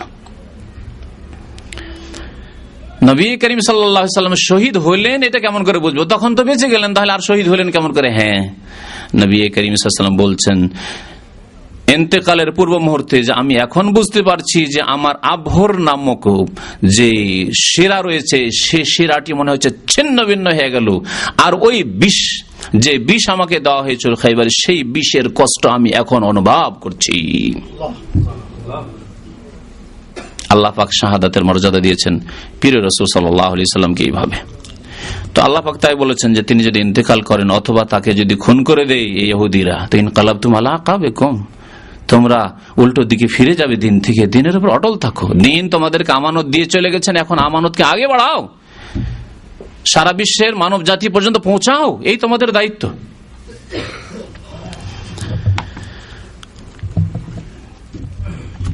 আর একটি আয়াত রয়েছে, কে বলতে পারেন? সূরা জুমারের আয়াত। আল্লাহ পাক ইরশাদ করছে, ইন্নাকা মাইয়াতুন ওয়া ইন্নাহুম মাইয়াতুন, হে নবী নিশ্চয় আপনি মৃত। মাইয়াত আজকে বাংলা ভাষায় আমরা ঘরে ঘরে বলি, গ্রামাঞ্চলে বলি যে মাইয়াতকে দাফন করতে গিয়েছিলাম, তাড়াতাড়ি মাইয়াতকে দাফন করো, মাইয়াতকে গোসল দাও, বলি না? মাইয়াত, মাতা ইয়ামুতু থেকে মাইয়াত মানে মৃত, মত মানে মৃত্যু, আর মাইয়াত মানে মৃত। ইন্নাকা নিশ্চয় আপনি মৃত, মানে আপনি মরবেন। ওয়া ইন্নাহুম মাইয়াতুন, এবং তারাও মরবে, তারাও মাইয়াত হবে। সুম্মা ইন্নাকুম ইয়াওমাল কিয়ামাতি ইনদা রাব্বিকুম তাখতাসিমুন, তারপরে আল্লাহ পাকের দরবারে হাজির হইতে হবে, আর প্রত্যেকে সেখানে গিয়ে জবাবদিহি করে বাদ অনুবাদ করবে, আল্লাহ এটা করিনি, হ্যাঁ এই কথা আল্লাহ তুমি মাফ করে দাও, আল্লাহ ভুল করেছিলাম, আল্লাহ সুযোগ দাও। তাখতাসিমুন, তখন আর কর্মক্ষেত্র থাকবে না, যা করার এখান থেকেই করো, সম্বল কিছু নিতে হবে এখান থেকেই নাও। সূরা জুমার আয়াত নম্বর 30। তাহলে এরপরে এই আয়াতগুলি বয়ান করে দেওয়ার পরেও কি বলবেন না হায়াতুন নবী, হ্যাঁ নবী জীবিত ছিলেন, তাহলে তাদের হেদায়েতের মালিক আল্লাহ পাক রব্বুল আলামিন। ইন্নাকা লা তাহদি মান আহবাবতা, যাদের হেদায়েত ভালোবাসো তাকে তুমি হেদায়েত করতে পারবে না হে নবী, ওয়ালাকিন্নাল্লাহ ইয়াহদি মান ইয়াশা। হেদায়েত আল্লাহ পাকের এত মহান নিয়ামত, আজিম নিয়ামত, যাকে ইচ্ছা আল্লাহ হেদায়েত করবেন। একজন সাধারণ অশিক্ষিত মানুষ, চাষি মানুষ, গরিব মানুষ, দুঃখী মানুষ, ক্লিনার মানুষ, তাকে আল্লাহ পাক হেদায়েত করছে। মাদ্রাসা পড়া আলেম গোড়া হয়ে থেকে যাচ্ছে মুতাশা, আমি বুঝি না, কোরআন হাদিস বুঝেন না, কোরআনের আয়াত বুঝেন না, আপনি আল্লাহ পাক কেন হেদায়েত করেন আপনাকে? কি করে আজ পর্যন্ত এই কোরআন আয়াতগুলি আপনার সামনে দিয়ে যায় না? কি করে আপনি বলছেন নবী জীবিত, সেই জন্য তার বিবিগুণ হারাম? হ্যাঁ, তো নবী বেঁচে রয়েছেন, কি করে বলছেন আপনি? তারা বলছেন আল্লাহ যে বলেছেন শহীদদেরকে, তাদের হায়াত রয়েছে, তাদেরকে মৃত বলিও না। সংশয় এখানে, শয়তান ওখানে ওয়াসওয়াসা দিয়েছে, শুবহাত, অন্তরের রোগ ব্যাধি সৃষ্টি করেছে। এর জবাব শুনে রাখুন ভালো করে। আল্লাহ পাক বলছেন মারাও গেছেন আর হায়াতও আছে, তাহলে সমন্বয় করতে হবে না? একটা নিতে হবে, আরেকটা ছেড়ে দিতে হবে? আপনার আব্বা বাজারে পাঠালো, তখন বলল যে গোশত নিয়ে আসি। তারপর রাস্তায় গেছেন, তো টেলিফোন করে, মোবাইলের যুগ, বলছে সবজি নিয়ে আসবা। তখন কি করবেন? গোশতটা ক্যান্সেল করে দিয়ে সবজি নিয়ে আসবেন শুধু, নাকি? দুটাই নিতে হবে, সমন্বয় করতে হয় আল্লাহ পাকের কথায়, রাসূলুল্লাহ সাল্লাল্লাহু আলাইহি ওয়াসাল্লামের কথায়। আল্লাহ পাক বলছেন ওয়ালা তাকুলু লিমান ইউকতালু ফি সাবিলিল্লাহ আমওয়াত বাল আহইয়া,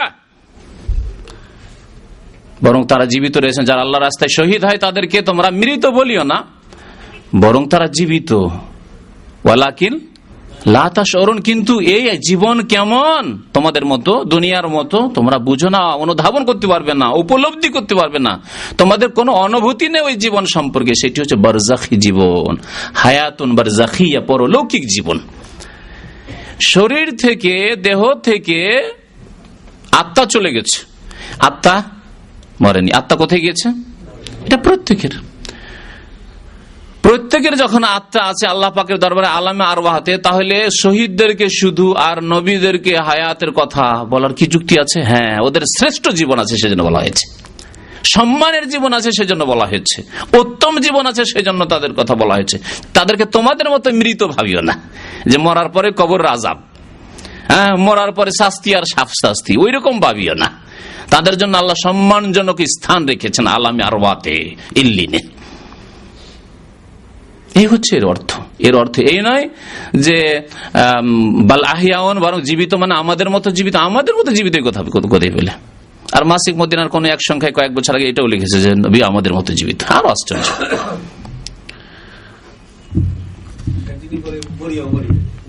মরিয়া মরেনি। আর এক ভাষা বলে শুধু খোল থেকে বেরিয়ে চলে গেছে, খোল থেকে বেরিয়ে, কিন্তু তারপরে আরো শক্তিশালী জীবন পেয়ে গেছে। শক্তিশালী মরে যাওয়ার পরে, মানে খোল থেকে, এই বডি থেকে বেরিয়ে যাওয়ার পরে আরো নাকি শক্তিশালী জীবন পেয়ে যায়, মানে দুনিয়াতে যাও দিতে পারেনি, করতে পারেনি, তা আরো করতে পারে। সব শিরকি কথা। জি, কোনটি? কোন হাদিস? নবী করিম সাল্লাল্লাহু আলাইহি ওয়াসাল্লাম কবরে সালামের জবাব দেই, রূহ ফিরিয়ে দেওয়ার হাদিস। প্রথম কথা, দুটি মত রয়েছে এই সম্পর্কে। একদল ওলামারা বলছেন হাদিস জয়ীফ, কিছু ওলামারা বলছেন হাদিস হাসান বা সহিহ। তাহলে এটিও পরলৌকিক বিষয়। জবাব দেন নবী সাল্লাল্লাহু আলাইহি ওয়াসাল্লাম। প্রত্যেক সময় তো সালাম আর সালাত চলতি আছে, নামাজ চলতি আছে, আসসালামু আলাইকা ইয়া নবী বলতে আছেন, আত্তাহিয়াতুতে আল্লাহুম্মা সাল্লি আলা মুহাম্মদ বলতেই আছেন, আর ওখানে গিয়েও সালাম চলতেই আছে। তাহলে সবসময় জীবিত। দুনিয়ার ওপর যদি কিয়াস করে ধারণা করেন যে পৃথিবীর মতো পরলৌকিক জীবন, তাহলে কখনো বুঝতে পারবে না। তাই আল্লাহ বলেছেন ওয়ালাকিল্লাহ তা স্মরণ, তোমরা উপলব্ধি করতে পারবেন পরলৌকিক জীবন কেমন। আমি একটি আরো উদাহরণ দিই, আর এটি আমার শুধু নয়, অনেক গবেষক ওলামারা লিখেছেন যে মায়ের পেটে যে শিশু থাকছে তারও জীবন আছে, আর আমারও জীবন আছে, আপনারও জীবন আছে। মায়ের পেট থেকে ভূমিষ্ঠ হয়ে যে বাচ্চা শিশু চলে এসছে, একদিন, 3 দিনের, 4 দিনের ছেলে, তারও জীবন আছে। দুটো জীবনে কত পার্থক্য! তাহলে দুনিয়ায় যদি এত পার্থক্য থাকে পেটে আর পেটের বাইরে আসায়, তাহলে দুনিয়ার আখেরাতে, বারজাখে আর দুনিয়ায় কত পার্থক্য রয়েছে। বারজাখী হায়াত রয়েছে রাসূলুল্লাহ সাল্লাল্লাহু আলাইহি ওয়াসাল্লামের, শুহাদায়ে কেরামের, সাহাবায়ে কেরামের, জি, আল্লাহর নেক বান্দাদের। ওয়াদিনহু বাকিন, নবী করিম সাল্লাল্লাহু আলাইহি ওয়াসাল্লামের দ্বীন অবশিষ্ট থাকবে, বাকি থাকবে, অব্যাহত থাকবে। এই দ্বীনকে সারা পৃথিবী থেকে নিশ্চিহ্ন করতে পারবে না, এর নিশ্চয়তা রয়েছে। হ্যাঁ, কোন জায়গায় দেখা গেল যে না চেপে গেল, আরেক জায়গায় দেখে উঠে গেল। আজকাল আলহামদুলিল্লাহ সুসংবাদ বিভিন্ন জায়গায় শক্তিশালী হচ্ছে। সোমালিয়ায় দিন ইসলাম শক্তিশালী হচ্ছে। এক জায়গায় যদি চাপার চেষ্টা করা হচ্ছে, আরেক জায়গায় জাগরণ উঠছে আলহামদুলিল্লাহ। মুসলিম যে আমাদেরকে মারছে কেন, ইহুদি আল্লাহর শত্রুরা কেন, এই যে কেন বুঝার অনুভূতি হয়েছে, সংশোধন হবে। জেগে উঠছে মুসলিম, ঘুমিয়েছিল ঘুম ভাঙছে। বাড়িতে যদি চোর ডাকাতি শুরু হয়ে যায় আর ঘরে ঘরে শুয়ে থাকে তখনই তো ঘুম ভাঙে, একে একে ঘুম ভাঙছে। তো আমাদের ওইরকম অবস্থায় যখন একে একে ঘুম ভাঙছে ধীরে ধীরে, আর ঘুম ভাঙলে যখন জাগবে আর চোখগুলি এখন কেউ কেউ একটু করে চোখ এই করছে, আর ইনশাআল্লাহ যখন একটু উজু টুজু করবে আর উজু করে গুনাহ থেকে ক্লিন হবে, তাকওয়া অর্জন করবে, আল্লাহ পাক শক্তিশালী করবেন, তখন বেরোবে। জানারে শত্রু দেখি ঘরে শত্রু ঢুকে গেছে, চোর ডাকাত ঢুকে গেছে। ওয়াহাযা দীনুহু, নবী করিম সাল্লাল্লাহু আলাইহি ওয়াসাল্লামের এই হচ্ছে দ্বীন। লা খায়রা ইল্লা দাল্লাল উম্মাত আলাইহি, এমন কোন কল্যাণের পথ ছিল না সে যে সম্পর্কে নবী করিম সাল্লাল্লাহু আলাইহি ওয়াসাল্লাম দিক নির্দেশনা দেননি। মানে প্রত্যেকটি কল্যাণের কাজের দিক নির্দেশনা দিয়েছেন। তাহলে কারো জন্য এই রকমের অবকাশ নেই, সুযোগ নেই যে একটা ভালো কাজ আছে এটা করলে ভালো, যদিও হাদিস কোরআনের নেই কিন্তু কাজটি ভালো। আর বিদআত সবগুলির পিছনে এই ভ্রান্ত ধারণা কাজ করছে। যদিও নবী সাল্লাল্লাহু আলাইহি ওয়াসাল্লাম মিলাদ মাহফিল করেননি, ঈদে মিলাদুন্নবী করেননি, তবু কাজটা তো ভালো। বিদআতকে দুই ভাগে ভাগ করা, বিদআতে হাসানা আর সাইয়্যা। খারাপ বিদআত করব না, ভালো বিদআত করছি। যদিও নবী করিম সাল্লাল্লাহু আলাইহি ওয়াসাল্লাম সাহাবায়ে কেরামরা মুরিদ বানাননি, খানকা তৈরি করেননি, দরবার শরীফ তৈরি করেননি, কিন্তু এগুলো দিয়ে কাজ হচ্ছে তাই করছি। মাদ্রাসার উপর কিয়াস করা শুরু, আরে মাদ্রাসা কোরআন সুন্নাহর চর্চা করার জন্য নবী করিম সাল্লাল্লাহু আলাইহি ওয়াসাল্লাম মসজিদে নববীতে তার মাদ্রাসা ছিল। তখনকার যুগের যে মুসলমানগুলি ছিল তার জন্য মসজিদে নববী মাদ্রাসা হিসেবে যথেষ্ট ছিল। এখন মদিনা ইউনিভার্সিটির 5,000 10,000 ছেলেকে কি আর মসজিদে নববীতে পড়ানো সম্ভব? সেই জন্য প্রয়োজন হয়েছে মাদ্রাসা, ইসলামিক ইউনিভার্সিটির প্রয়োজন হয়েছে, কলেজের প্রয়োজন হয়েছে। কিন্তু তার উপরে কিয়াস করেন আপনি কোন শিক্ষা দিচ্ছেন নিয়ে গিয়ে ওদেরকে দরবারে আর খানকাতে আর চিল্লাতে, কোন শিক্ষা দিচ্ছেন ওখানে? যে আমরাও তো আপনারা যেমন 8 বছর 10 বছর পড়ে মাদ্রাসা থেকে ফারিগ হন, আমরা ওইখানে চিল্লা দিয়ে ফারিগ হইতে যাচ্ছি। ভ্রান্ত কথা এগুলি। যে কোনো কল্যাণের পথ যদি 40 দিনে যাওয়া কল্যাণের পথ হইতো নবী করিম সাল্লাল্লাহু আলাইহি ওয়াসাল্লাম তা অবশ্যই বাতলে দিতেন। কোন এক সফরে বাবা কমপক্ষে 40 দিন পুরা করো, কারণ মুসা আলাইহিস সালাম 40 দিন তুর পাহাড়ে গিয়েছেন, 30 কে 40 পুরা করলেন, তোমরাও 40 পুরা করো একবার। নবী সাল্লাল্লাহু আলাইহি ওয়াসাল্লাম করাইতেন। কোথায় করেছেন? তায়েফে। আরে মার খেলাম 40 দিন থাকি, এদিক সেদিকে থাকি, দেখি 40 দিন একটা বরকত বের হবে। 1400 বছর পরেই কেন এই বরকত বের হইতে শুরু হইল? এতদিন কেন হইল না? তো মনে রাখবেন এই আকীদা আমাদের, যে নবী করিম সাল্লাল্লাহু আলাইহি ওয়াসাল্লাম কোন ভালো পথ ছেড়ে দেননি। যা ভালো পথ ছিল আল্লাহ দিয়েছেন, তিনি আমাদের পর্যন্ত পৌঁছিয়ে দিয়েছেন। লা খায়রা, এমন কোন কল্যাণ ছিল না ইল্লা দাল্লাল উম্মাত আলাইহি, উম্মতকে সেই রাস্তা দেখিয়ে দিয়েছেন, খায়রের কল্যাণের রাস্তা দেখিয়ে দিয়েছেন। ওয়ালা শাররা, কোন খারাপ পথ ছিল না ইল্লা হাযযারাহা মিনহু, যেই পথ থেকে নবী করিম সাল্লাল্লাহু আলাইহি ওয়াসাল্লাম সতর্ক করেননি, এমন কোন পথ নেই। খারাপ হইলে সতর্ক করে দেওয়া হয়েছে। আল্লাহ পাক খাবায়েস থেকে সতর্ক করে দিয়েছেন। যদিও বিড়ি সিগারেট আজকের জামানায় 100-200 বছর থেকে হইলো, চায়না থেকে শুরু হইলো, আগে ছিল না, 1200 বছর পর্যন্ত ছিল না, তবুও এতে থেকে কোরআনে কারীমে রাসূলুল্লাহ সাল্লাল্লাহু আলাইহি ওয়াসাল্লামের হাদিসে সতর্ক করে দেওয়া হয়েছে যে খবিস জিনিস খাবে না। ওয়া ইউহাররিমু আলাইহিমুল খাবায়েস, খাবায়েসকে হারাম করা হয়েছে। আপনি কত খাবায়েস মনে করছেন যে সেটা আপনি নিজেও মসজিদে খেতে পারবেন না, আপনি বাবা মায়ের সামনে পারছেন না। হ্যাঁ, আপনার ছোট ছোট ছেলে মেয়ে অনেক সময় যদি আপনি জ্ঞানী মানুষ হন, তাদের সামনে আমার ছেলেগুলি শিখে নেবে, দা বাইরে যা। খাবাইস, নোংরা ছবি, যদি একটু যদি জ্ঞানী হন তাহলে ছেলে মেয়েকে নিয়ে নোংরা ছবি দেখতে পারছেন না, ফিল্ম দেখা, ছবি দেখা লোকেরাও, হ্যাঁ বাইরে বের করে দাও, স্বামী স্ত্রী দেখছি, পাপ করি আমরাই করি। আর ছেলেগুলি যাতে খারাপ না হয়ে যায়, যদি এখন থেকে দেখে তাহলে এরা তো 10 বছর হইতে হইতে খারাপ হয়ে যাবে। ওদের চিন্তা, কিন্তু আপনার নিজের চিন্তা নেই যে নিজে ধ্বংসে চলে যাচ্ছে। তাহলে বুঝতে পারছেন যেগুলি খাবায়েস, খবিস কাজ, সেজন্য আমি ছেলে মেয়েকে দেখতে দেবো না।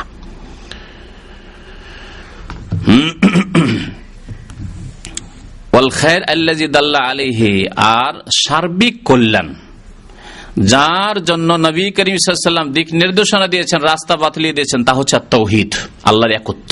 সমস্ত নেক আমলের মূল হচ্ছে তাওহীদ, আল্লাহর একত্ব। তাওহীদে ঘুণ লাগবে যদি বলেন নবী সাল্লাল্লাহু আলাইহি ওয়াসাল্লাম জীবিত, তাওহীদে ঘুরলে যাবে। আল্লাহর একত্ব থাকলো না, আপনি আল হাই শুধু আল্লাহকে বললেন না, নবীও হাই জীবিত। আল্লাহর ওলিরা দিতে পারে না, ওখানে গেলে পাওয়া যায়। আমাদের ভাই এখানে সামনে বসে আছেন, কে বলেছে আপনাকে যে দেশে গেলে শাহজালালে গিয়ে একটু দোয়া করি না, আপনি অসুস্থ আছেন? এই যে দেখেন সামনে, এখান থেকে তাকে ওসিয়ত করে পাঠাচ্ছেন, ওসিয়ত করে। যদি ইসলামী সেন্টারে আসার লোক না হইতো তাহলে ওই কাজই করতো, যেমন নেতা নেত্রীরা গিয়ে প্রচার অভিযান ওখান থেকে শুরু করছে। এ নিয়েও গিয়ে ওখানে অসুস্থ অবস্থায় আছেন, দেশে চিকিৎসার জন্য যাচ্ছেন, আর তাকে শিরকি উপদেশ, কুফুরি উপদেশ দিচ্ছে যে একটু শাহজালাল দরবারে গিয়ে একটু দোয়া করবেন তো রোগ ভালো হয়ে যাবে। আউযুবিল্লাহ। জি, আচ্ছা আচ্ছা,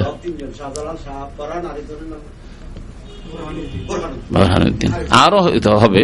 যেমন হিন্দুদের মূর্তি প্রতিমা বাড়তি আছে, মক্কার মুশরিকদেরও বাড়তি ছিল, শিরকের এটা হচ্ছে স্বভাব। শিরকি খোদা, শিরকি দেবতা দেবী বাড়তেই থাকবে। হ্যাঁ, শিরকের আড্ডাগুলি বাড়তেই থাকবে। আর এলাহুল হক আল্লাহ আহাদ, আদম আলাইহিস সালামকে আল্লাহ আহাদ শিখিয়েছিলেন, নূহ আলাইহিস সালামকে আল্লাহ পাক শিখিয়েছেন হাজার হাজার বছর থেকে। বরং তার আগে ফেরেশতাগণকে আল্লাহ পাক আল্লাহ আহাদি শিখিয়েছেন, ওই আহাদি থাকবেন। আমাদের রব একই থাকবেন। আরবাবুন মুতাফাররিকুন খায়রুন আমিল্লাহুল ওয়াহিদুল কাহার। আল্লাহ পাক বলছেন সূরা ইউসুফে যে তোমার যদি অনেক মনিব থাকে এটা ভালো না, একটা মনিব থাকা ভালো। আমার ওপর যদি আমার শুধু ডাইরেক্টরের হুকুম চলে তো কত সহজ। ডাইরেক্টরকে ঠিক রাখলেই, ওর তলবগুলি ডিমান্ডগুলি পুরো করে দিলে আমার ডিউটি শেষ হয়ে গেল, ঠিক না? কিন্তু ডাইরেক্টর পুরো করার পরে আসছে অ্যাসিস্ট্যান্ট ডাইরেক্টর, তারপরে আসছে আবার সুপারভাইজার, তারপরে আসছে ফোরম্যান, তারপরে আসছে ওই সাপোর্ট ডিপার্টমেন্ট, তারপরে আসছে আবার ওই ইনফরমেশন ডিপার্টমেন্ট, তারপরে আসছে আর একটা কি বলছে যেটা রিলেশন, পাবলিক রিলেশন ডিপার্টমেন্ট। ওরা এই দাও তুমি, এই দাও তো, এই দাও। যদি এইরকম হয় তাহলে কি অবস্থা হবে আমার ডিউটির? যেমন হাউস ড্রাইভারের অবস্থা, মালিক বললো যে ওই বাজার করে নিয়ে এসো, তার স্ত্রী বলছে এই বাজার করে নিয়ে হইলো, তারপরে তার বড় ছেলে এসে বলছে এই বাজার করো, তার আর এক মেয়ে এসে বলছে আল্লাহ আমার সাথে চলো, অমুক জায়গায় চলো। ছেলে মেয়ে যদি বড় থাকে কত না মুসিবত তার, বলুন তো দেখি, বুঝতেই পারছেন? তো মুশরিকদের অবস্থা এরকম, কবর পূজারীদের অবস্থা ওই রকম। কাকে রাজি করবে? শাহজালালকে রাজি করে তো আজমিরের খাজা বাবাকে তো রাজি করা হয়নি। খাজা বাবাকে রাজি করলো তো আব্দুল কাদের জিলানী ওই তো ইরাক তো পয়সায় নেই, পৌঁছিতেই পারিনি। হ্যাঁ, গৌসুল আজমকে তো রাজি করতে পারিনি, এখনো যেতেই পারিনি। হ্যাঁ, লা হাওলা ওয়ালা কুওয়াতা ইল্লা বিল্লাহ। আল্লাহ পাক কত সুন্দর কথা, আর বাবু মুতাফাররিকুনা খায়রুন আমিল্লাহুল ওয়াহিদুল কাহার। এতগুলি আর বাবুন আরবাব, রব্বের জামা, এতগুলি রব, তোমাদের দেবী দেবতা আর মাজার, খাজা আর শাহজালাল আর অমুক আর তমুক, এগুলি তোমাদের জন্য খায়র, এগুলি ভালো না আমিল্লাহুল ওয়াহিদ, সে আল্লাহ যিনি আল ওয়াহিদ আল কাহার, যিনি সর্বজয়ী সর্বশক্তিমান, তিনি ভালো তোমাদের জন্য যথেষ্ট। আল্লাহ পাককে রাজি করে নিয়েছো, পৃথিবীর কি আমার কথায় রাজি হইল, আমার নামাজে রাজি হইল, আমাকে দেখে শুনে রাজি হইল, আমার চাল চলন রাজি হইল না হইল, এটা আমার দেখার নাই। আমার ওপর আল্লাহ পাক রাজি আছে। আল্লাহর হক আমি সুন্দরভাবে আদায় করেছি, মাতা পিতার হক আমি সুন্দরভাবে আদায় করেছি, স্ত্রীর হক আমি ভালোভাবে আদায় করেছি, ছেলে মেয়ের হক আমি ভালোভাবে আদায় করেছি, আমার দেশবাসী গ্রামবাসী মুসলিম ভাইদের হক ভালো করে আদায় করেছি, অমুসলিম যারা রয়েছে তাদের যে হক রয়েছে আমাদের উপর অবশ্যই তাদের হক রয়েছে, সেই হকও আদায় করেছি, তাদের উপর জুলুম অত্যাচার আমি করিনি, বাড়াবাড়ি সীমা লঙ্ঘন করিনি। আল্লাহ আমার উপর রাজি আছে, যথেষ্ট আমার জন্য। আর ধরে ধরে কে রাজি হইলো, অমুক নেতা রাজি হইলো কিনা, অমুক নেত্রী রাজি হইলো কিনা, অমুক পীর রাজি হইলো কিনা, অমুক হুজুর রাজি হইলো না কিনা, অমুক কিবলাকে রাজি করতে পারলাম কিনা, পেরেশানির শেষ নেই।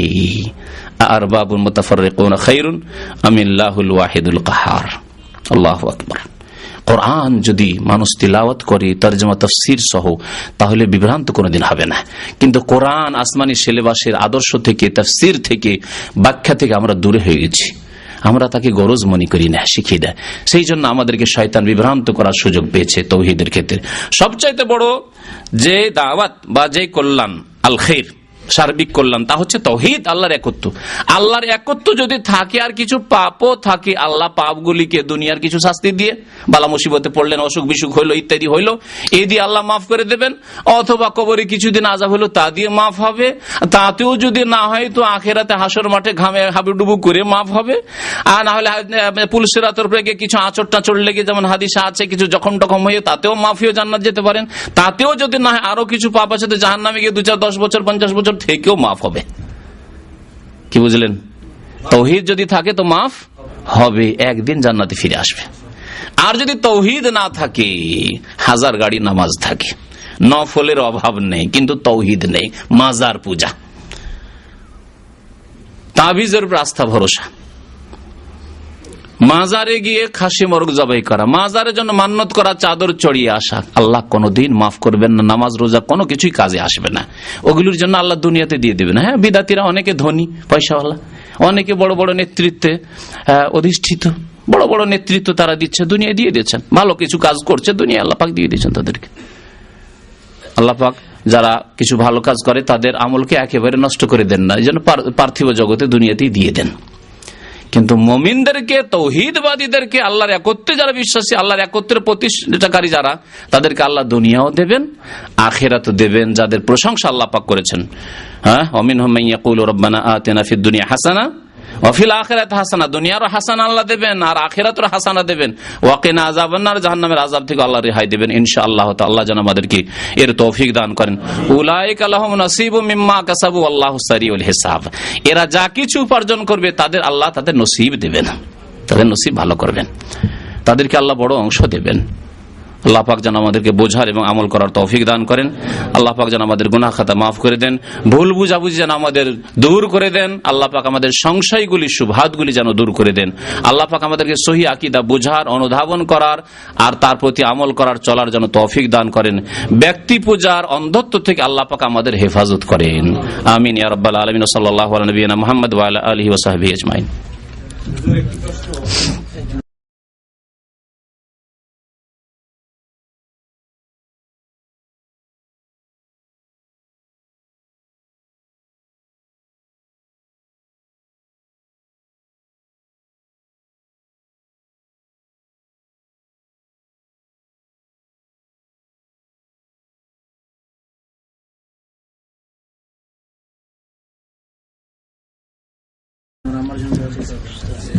এক ভাই আমার জন্য দোয়া চেয়েছে, এছাড়া অনেক ভাই বোন অসুস্থ রয়েছে, দোয়া করেন আল্লাহ পাক যেন মুসলিম ভাই বোনদেরকে শিফা দান করেন, আরোগ্য দান করেন। আল্লাহ পাক আমাদের গুনাহ খাতা যেন মাফ করেন। আল্লাহ পাক আমাদের দুনিয়ার বালা মুসিবত যেন দূর করে দেন। আল্লাহ পাক আখিরাতের আমল করার জন্য তৌফিক দান করেন।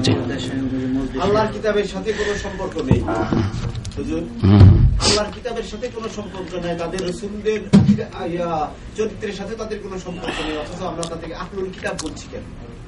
এবং তাদের মেয়েরা আমাদের জন্য জায়েজ, ইহুদি খ্রিস্টান যারা, এই জন্য যে কোন এক যুগে তাদের জন্য আল্লাহ কিতাব নাজিল করেছিলেন, যেই কিতাবকে তারা বিকৃত করেছে, এটাও কোরআন আল্লাহ সতর্ক করে দিয়েছেন যে খবরদারি, মনে করিয়েন যে কিতাব তাদের মানে আসল অবস্থায় আছে, বিকৃত করে দিয়েছে তারা। কিন্তু যেহেতু কিতাব তাদের নবীকে দেওয়া হয়েছিল, সেখান থেকে তারা সরে গেছে, যেমন আমাদের কবর পূজারী বিদাতিরা সরে গেছেন নবী সাল্লাল্লাহু আলাইহি ওয়াসাল্লাম আদর্শ থেকে, সেই রকম তারাও সরে গেছে।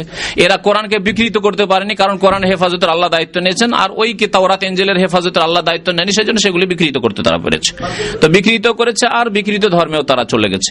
তারপরেও তাদেরকে আল্লাহ কিতাব ধারণকারী জাতি বলে আখ্যায়িত করেছেন, এবং তাদের সাথে আল্লাহ পাক বেশ কিছু বিধান রেখেছেন, বহাল রেখেছেন, যেগুলি মুশরিকদের সাথে, পৌত্তলিকদের সাথে নেই। বিবাহ শাদী করা আর তাদের জবাইকৃত পশু খাওয়া, জি, এগুলি বিধান। জি, হয়েছে করতে লাগলো যে মানুষ।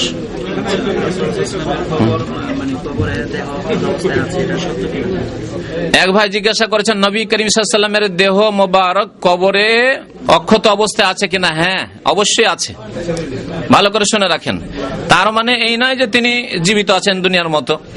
ইন্নাল্লাহ হারামা আলাল আরজি আন তাকুল আজসাদাল আম্বিয়া, আল্লাহ পাক জমিনের উপর হারাম করেছেন যে কোন নবীর তা মাটি কি খেতে পারবে না, দেহ খেতে পারবে না। সুতরাং নবীগণের দেহ, শুধু আমাদের নবী না, সমস্ত নবীর দেহ অক্ষত অবস্থায় সহি সালামত রয়েছেন। না, ভুল, এরকম কোন প্রমাণ নেই, না কোন প্রমাণ নেই, মিথ্যা কথা, এর কোন দলিল নেই। ওলি আউলিয়ার দেহ খাবে না এরকমের কোন নিশ্চয়তা নেই। আল্লাহ পাক ফেরাউনের মতো যদি কারো দেহকে অক্ষত রাখে, তাহলে এটা কি সম্মানের কাজ মনে করবেন নাকি? হ্যাঁ, ফেরাউনের দেহ তো আল্লাহ অক্ষত রেখেছেন, কিন্তু শিক্ষার জন্য শিখো, এইরকম জুলুম অত্যাচার এই লোক করেছিল, এখনো মিশরের মিউজিয়ামে রাখা আছে। তো কোন মুশরিকের দেহ যদি এরকম অক্ষত থাকে, তাহলে আল্লাহর অন্য কোন হিকমত থাকতে পারে, সম্মানের জন্য নয়। নিয়ামত কমপ্লেক্স নামে একটা সমিতি এখানে কিছু মাল 1000 টাকার মাল 1060 টাকা ক্রেডিটে বিক্রি করে 3 মাসের ক্রেডিটে। এখন এটা কি জায়েজ কি? 1000 টাকার মাল একটা নিয়ামত কমপ্লেক্স নামে একটা সমিতি আছে, নিয়ামত কমপ্লেক্স বলে একটি সমিতি আছে, ওরা 1000 টাকার মাল 1060 রিয়ালে বিক্রি করে। কাস্টমার জানে মালটার দাম 1000 টাকা, 60 রিয়াল তারা বেশি নিতেছে 3 মাসের ব্যবধানে। এটা জায়েজ কি? মানে 3 মাস পরে তারা টাকাটা শোধ করবে, কিন্তু 1060 টাকা দিতে হবে। 1060 রিয়াল। আল মুসলিমুন আলা শুরুতিহিম, যদি এরকম হয় যে ও জেনে শুনে নিচ্ছে যে আমার প্রয়োজন আছে সেজন্য নিচ্ছি, তো জায়েজ আছে। সেটাই বলছে আর কি, ক্রেতা জানে যে মালটা এখানে আছে, মান তো কম বেশি হয়। ব্যাটারির দাম 25 টাকা 30 টাকা 40 টাকা নিয়ে নিচ্ছে, ঠকে নিচ্ছে। কোন লোক জানা রেট জানে না, ঠকে নিচ্ছে। একটা কাপড়ের থান এক জায়গায়, আমি এইখানে কয়েক বছর আগে থানটা আমি নিলাম, আর আরেকটা দোকানে আমার এক পরিচিত লোক বলছে অমুক দোকানে আমার খাতির আছে, চলেন তো। ঠিক আছে, জিজ্ঞাসা করে নেন। 100 রিয়ালের ব্যবধান এই শিকতি, একটা থান কাপড়ের থান জাপানি কাপড় 100 রিয়ালের ব্যবধান। তো এরকম হচ্ছে, যদি এরকম হয় আর জেনে শুনে রাজি হয়ে কাপড় দেখলো বা সামান দেখলো, দেখার পরে এই টাকা দিলে আমার লস নেই, আমি নিতে পারবো। মাল তো এখানে রয়ে গেছে, টাকা তো মানে নিয়ে গেছে এই লোকে, 1 মাস পরে এসে 1060 টাকা দিল, মালটা এখানে রয়ে গেছে, ডিসপ্লের মধ্যে রয়ে গেছে। মাল নেবে না, নাই টাকাটা শুধু নিয়ে গেছে। আবার আইসা কেমন টাকা নিয়ে গেছে, মানে মালটা এখানে রয়ে গেছে, ও মাল থেকে গেল, মাল থেকে গেছে, আর ওই 1000 টাকা নিয়ে গেল, মানে ধারের মতো, আর পরে এসে 1060 টাকা দেবে না। সুদ, এটা সুদের জন্য হিল্লা করে, এটা হিল্লা হারাম, হিল্লা এটা ইহুদিদের মতো যে শনিবারের দিন বাঁধ দিয়ে মাছ রেখে দিত দাউদ আলাইহিস সালামের জামানায়, আর রবিবারে ধরে নিত। আল্লাহ পাক তাদেরকে বানর বানিয়ে দিল, সবকে বানায়নি কোন কেরাদাতান খাসাইন, এই তো বাঁদর হয়ে যাওয়ার কাজ, আল্লাহর গজব নামবে। সুদ খাওয়া কাজ, এইসব ব্যাংক বাংলাদেশে অনেকগুলো আছে না, এই সুদি কারবার সব চলছে। প্রশ্ন ছিল এর বাকি পড়া দাও। প্রশ্ন হেফাজত থাকছে, আগামী সপ্তাহে তো দার সংক্ষেপ করে দিয়ে উত্তর দিয়ে দেওয়া যাবে। জাফর দেশে গেছে, আচ্ছা মাশাআল্লাহ। এক ভাই এখানে থাকতেন, ইসলামিক সেন্টার আসতেন গিজাজে, বিয়ে শাদীর জন্য আজকে যাচ্ছেন, আপনাদের কাছে দোয়া চাইছেন, আল্লাহ যেন বরকত দান করেন। বারাকাল্লাহু লাহু ওয়া বারাকা আলাইহি ওয়া জামা বাইনাহুমা ফি খাইর। নবী সাল্লাল্লাহু আলাইহি ওয়াসাল্লাম এই দোয়া দিতেন মুখস্থ, বা আল্লাহ যেন তার বরকত দেয় আর তার স্ত্রীতে বরকত দেয় এবং দুইজনকে কল্যাণের সাথে একত্রিত রাখে, মঙ্গলের উপর একত্রিত রাখে। এখন তো খাওয়া দাওয়া চলছে, শুনতে পারবেন তাই না? দু একটা প্রশ্ন উত্তর দিয়ে দিই। এক লোক বলছেন আসসালামু আলাইকুম, আসসালামু আলাইকুম মানিত্তাবাল হুদা, না এরকম নেই, আসসালামু আলা মানিত্তাবাল হুদা, বল আসসালামু আলা মানিত্তাবাল হুদা, যারা হেদায়েতের অনুসরণ করবে তাদেরকে আমি সালাম দিচ্ছি। এটা অমুসলিমদেরকে সালাম দেওয়ার জন্য, অমুসলিমকে চিঠি লেখার জন্য। নবী সাল্লাল্লাহু আলাইহি ওয়াসাল্লাম অমুসলিম রাজাদেরকে, শাসকদেরকে ইসলামের দাওয়াত দিয়ে চিঠি লিখেছিলেন, তখন লিখতেন।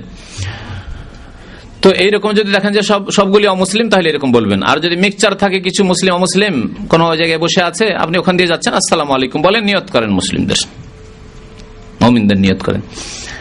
আর একটি হচ্ছে আসসালামু আলাইকুম ইয়া আহলাল কবর, এটি কবরবাসী। যখন আপনি কোন কবরের পাশ দিয়ে যাচ্ছেন অথবা কবরস্থানের পাশ দিয়ে যাচ্ছেন, তখন বলবেন আসসালামু আলাইকুম ইয়া আহলাল কবর বলবেন, বা ইয়া আহলাদ দিয়ার মিনাল মুমিনিন ওয়াল মুসলিমিন ওয়া ইন্না ইনশাআল্লাহু লাকুম বিকুম লালাহিকুন নাসআলুল্লাহ লানা ওয়া লাকুম আল আফিয়া, এই দোয়া রয়েছে। আর না জানা থাকলে কমপক্ষে বলবেন আসসালামু আলাইকুম ইয়া আহলাল কবর, হে কবরবাসী আপনাদেরকে সালাম জানাচ্ছি। দাঁড়িয়ে প্রসাব করা কি জায়েজ? প্রয়োজন হলে জায়েজ, না প্রয়োজনে না, প্রয়োজন না হলে। অনেক জায়েজ কাজই প্রয়োজনের গতিতে জায়েজ আছে, কিন্তু সেটি ভদ্রতা নয়। সুতরাং আপনি ভদ্রভাবে চলাফেরা করবেন, বিশেষ করে যেখানে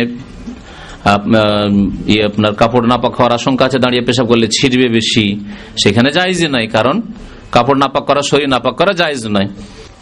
এক ভাই বলছে আরাফায় দাঁড়িয়ে পেশাবের ব্যবস্থা আছে কেন? আরাফায় কোথায় দাঁড়িয়ে পেশাবের ব্যবস্থা আছে আমি তো জানি না। ফুটপাতে আপনারা যেখানে সেখানে পেশাব করা মুশকিল। খেমার মধ্যে আরাফায় আমি থেকে এলাম, প্রত্যেক বছরই যাই, এবারও গিয়েছিলাম, কত সুন্দর ব্যবস্থা আছে। কিন্তু হয়তো রাস্তাঘাটে কোথায় এমন জায়গায় হয়তো পেশাবের জায়গা আছে যেখানে জানি না কোথায় দেখেছেন। রাস্তাঘাটেও যেগুলো বাথরুম করা আছে সেখানেও বসে পেশাব পায়খানার ব্যবস্থা আছে, এটাই আমি জানি। কিন্তু থাকতে পারে কোনো জায়গায় হয়তো এরকম। প্রয়োজনে জায়েজ আছে বললাম। আমার আত্মীয় স্বজনে নিয়ে যাইতেছে ওই শাহজালালের মাজারে সিন্নি নিয়ে পাঠিয়ে দিব, জায়েজ নয়, হারাম, শিরক। না আমি যদি রাস্তায় আবার ওদের কাছে নিয়ে বাচ্চাদের পাঠিয়ে দিই, হ্যাঁ হ্যাঁ, তো আরো ভালো, শিরক থেকে বাঁচিয়ে দিলেন কমপক্ষে। কিন্তু ওরা তো নিয়তের শিরক করে ফেলেছে, বাকি আমলের শিরক থেকে বাঁচালেন আপনি। ওদের নিয়ত অন্তরটাকে পাল্টান যে মাজারের জন্য এসব মান্য শিরনি নিয়ে যাওয়া জায়েজ নাই, শিরক। এই অন্তরে যেটা আছে ওখানে শিরনি পাঠালে নেকি হবে বা বরকত হবে, এটাই শিরক। এই অবস্থায় মরলে কোনো রেহাই নেই। আর তাদেরকে আমলের শিরক থেকে বাঁচালেন যে প্র্যাকটিক্যালি করতে পারলো না, ওদের অন্তরটাকেও ফিরাবার চেষ্টা করেন যে এরকম কাজ করিও না, পাঠাইও না ওখানে এগুলো।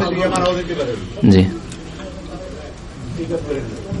আরে ভাই বাধ্য থাকবো আমার, দোয়া করবেন ইনশাআল্লাহ। শেফা দানকারী 7টি কি দুয়ার না দাওয়ার, 7টি দাওয়ার নাম কি? দাওয়া তো দাওয়া মানে তো ঔষধ হয়। দোয়া যদি বলেন তো এমন শেফা দানকারী 7টি দোয়া বলে কোরআন হাদিস কিছু নেই। তবে একটি দোয়া আছে 7 বার করে বললে আল্লাহ পাক শেফা দিবেন, বলা হয়েছে আসআলুল্লাহাল আযীম রাব্বাল আরশিল আযীম আন ইয়াশফিয়া। কোন রোগীকে দেখে আসআলুল্লাহাল আযীম রাব্বাল আরশিল আযীম আন ইয়াশফিয়া 7 বার বলেন, ইনশাআল্লাহ আল্লাহ শেফা দিবেন। তার জন্য দোয়া করলেন আপনি।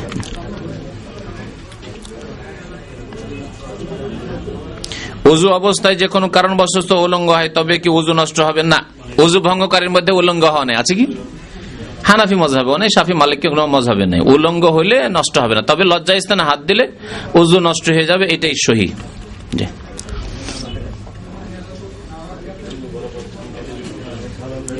বিবাহের আগে কনে দেখার ব্যাপারে শুধু মাত্র বর দেখবে নাকি? হ্যাঁ, বর দেখবে। যে বিয়ে আসল হচ্ছে কোন যুবতী মেয়েকে দেখা হারাম, আল্লাহ পাক স্পেশাল জায়েজ করছেন, কারণ এই বিবাহ করতে আগ্রহী, সেজন্য দেখবে, দেখে শুনে নেবে।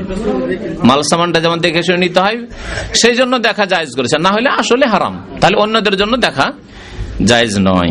ভাই, আত্মীয় স্বজন, মহিলাদেরকে দেখান। যদি আরো বেশি দেখতে হয়, মাকে নিয়ে যান, বোনকে নিয়ে যান, ভাবিকে নিয়ে যান, সবকে নিয়ে গিয়ে দেখেন ভালো করে। আরো মাথা টাথা খুলে, আরো শরীরের কিছু অংশ খুলে, যেগুলি মহিলাদের সামনে খুলতে পারে সেগুলি খুলে ভালো করে দেখে নেন। হ্যাঁ, যে আপনার হাঁটু পর্যন্ত কোনো দাগ টাগ, সাদা দাগ আছে নাকি, ওগুলো তো আপনি আপনার সামনে খুলতে দিবে না, কিন্তু আপনার মা বোন গেলে ওই তো খুলে দেখতে পারে, দেখুক, অসুবিধা কি? কি বলতে হচ্ছে?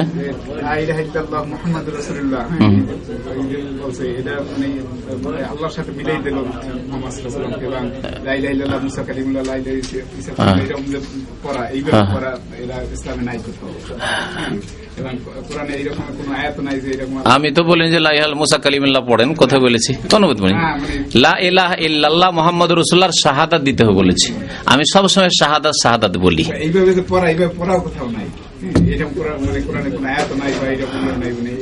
লা ইলাহা ইল্লাল্লাহ আপন জায়গায় আলাদা জুমলা, মুহাম্মাদুর রাসূলুল্লাহ আলাদা সেন্টেন্স, দুটো আলাদা আলাদা সেন্টেন্স। এই দুইটি বাক্যের শাহাদাত দিতে হবে, এটি হচ্ছে কথা। এই ক্ষেত্রে কিছু লোকেরা শব্দের বাড়াবাড়িতে আজকাল পড়ে গেছে, সেটি ভুল। যে এই লফজে লা ইলাহা ইল্লাল্লাহ মুহাম্মাদুর রাসূলুল্লাহ বলা যাবে না, বলছে আমি সাক্ষ্য দিচ্ছি যে আল্লাহ ছাড়া কেউ সত্য মাবুদ নেই, তো লা ইলাহা ইল্লাল্লাহ মুহাম্মাদুর রাসূলুল্লাহ সাক্ষ্য দিচ্ছি, এটা কি কথা? মুহাম্মাদুর রাসূলুল্লাহ, মুহাম্মদ আল্লাহ রাসূল, এর সাক্ষ্য দিচ্ছি। হ্যাঁ হ্যাঁ, এইরকম বাড়াবাড়ি ঠিক নাই, ঠিক না। আমার মনে হচ্ছে যে কোন আলেম এদের উত্তরে, এই কট্টরদের উত্তরে জমা করেছে যে হাদিসে লা ইলাহা ইল্লাল্লাহ মুহাম্মাদুর রাসূলুল্লাহ দুটো আছে। না না, লা ইলাহা ইল্লাল্লাহ মুহাম্মাদুর রাসূল শাহাদাত দানের কথা সবসময় বলেছি। লা ইলাহা ইল্লাল্লাহ শিরক হয় না, ও জাহেল। যদি কেউ বলে যেটা শিরক হয়ে যায়, জাহেল। আলাদা আলাদা জুমলা, তাহলে আল্লাহ রসুল, আল্লাহ রসুলের আদেশ, তাহলে এটা শিরক হয়ে যায়। সমান করে দিলাম। এখানে লেখা আছে লা ইলাহা ইল্লাল্লাহ মুহাম্মাদুর রাসূলুল্লাহর সাক্ষ্য দান করা, যদি কেউ আশহাদু দিয়ে বলে ভালো কথা, কিন্তু লা ইলাহা ইল্লাল্লাহ মুহাম্মাদুর রাসূলুল্লাহ এখন আমার কাছে নোট নাই, কিন্তু কোন আলেম মানে কোন কিতাবে নোট করেছে। এদের এই কট্টরদের উত্তর দেওয়ার জন্য যে লা ইলাহা ইল্লাল্লাহ মুহাম্মাদুর রাসূলুল্লাহ পর্যন্ত বলা যাবে। শুনে রাখেন, আমার কাছে ওকে আসতে বলবেন।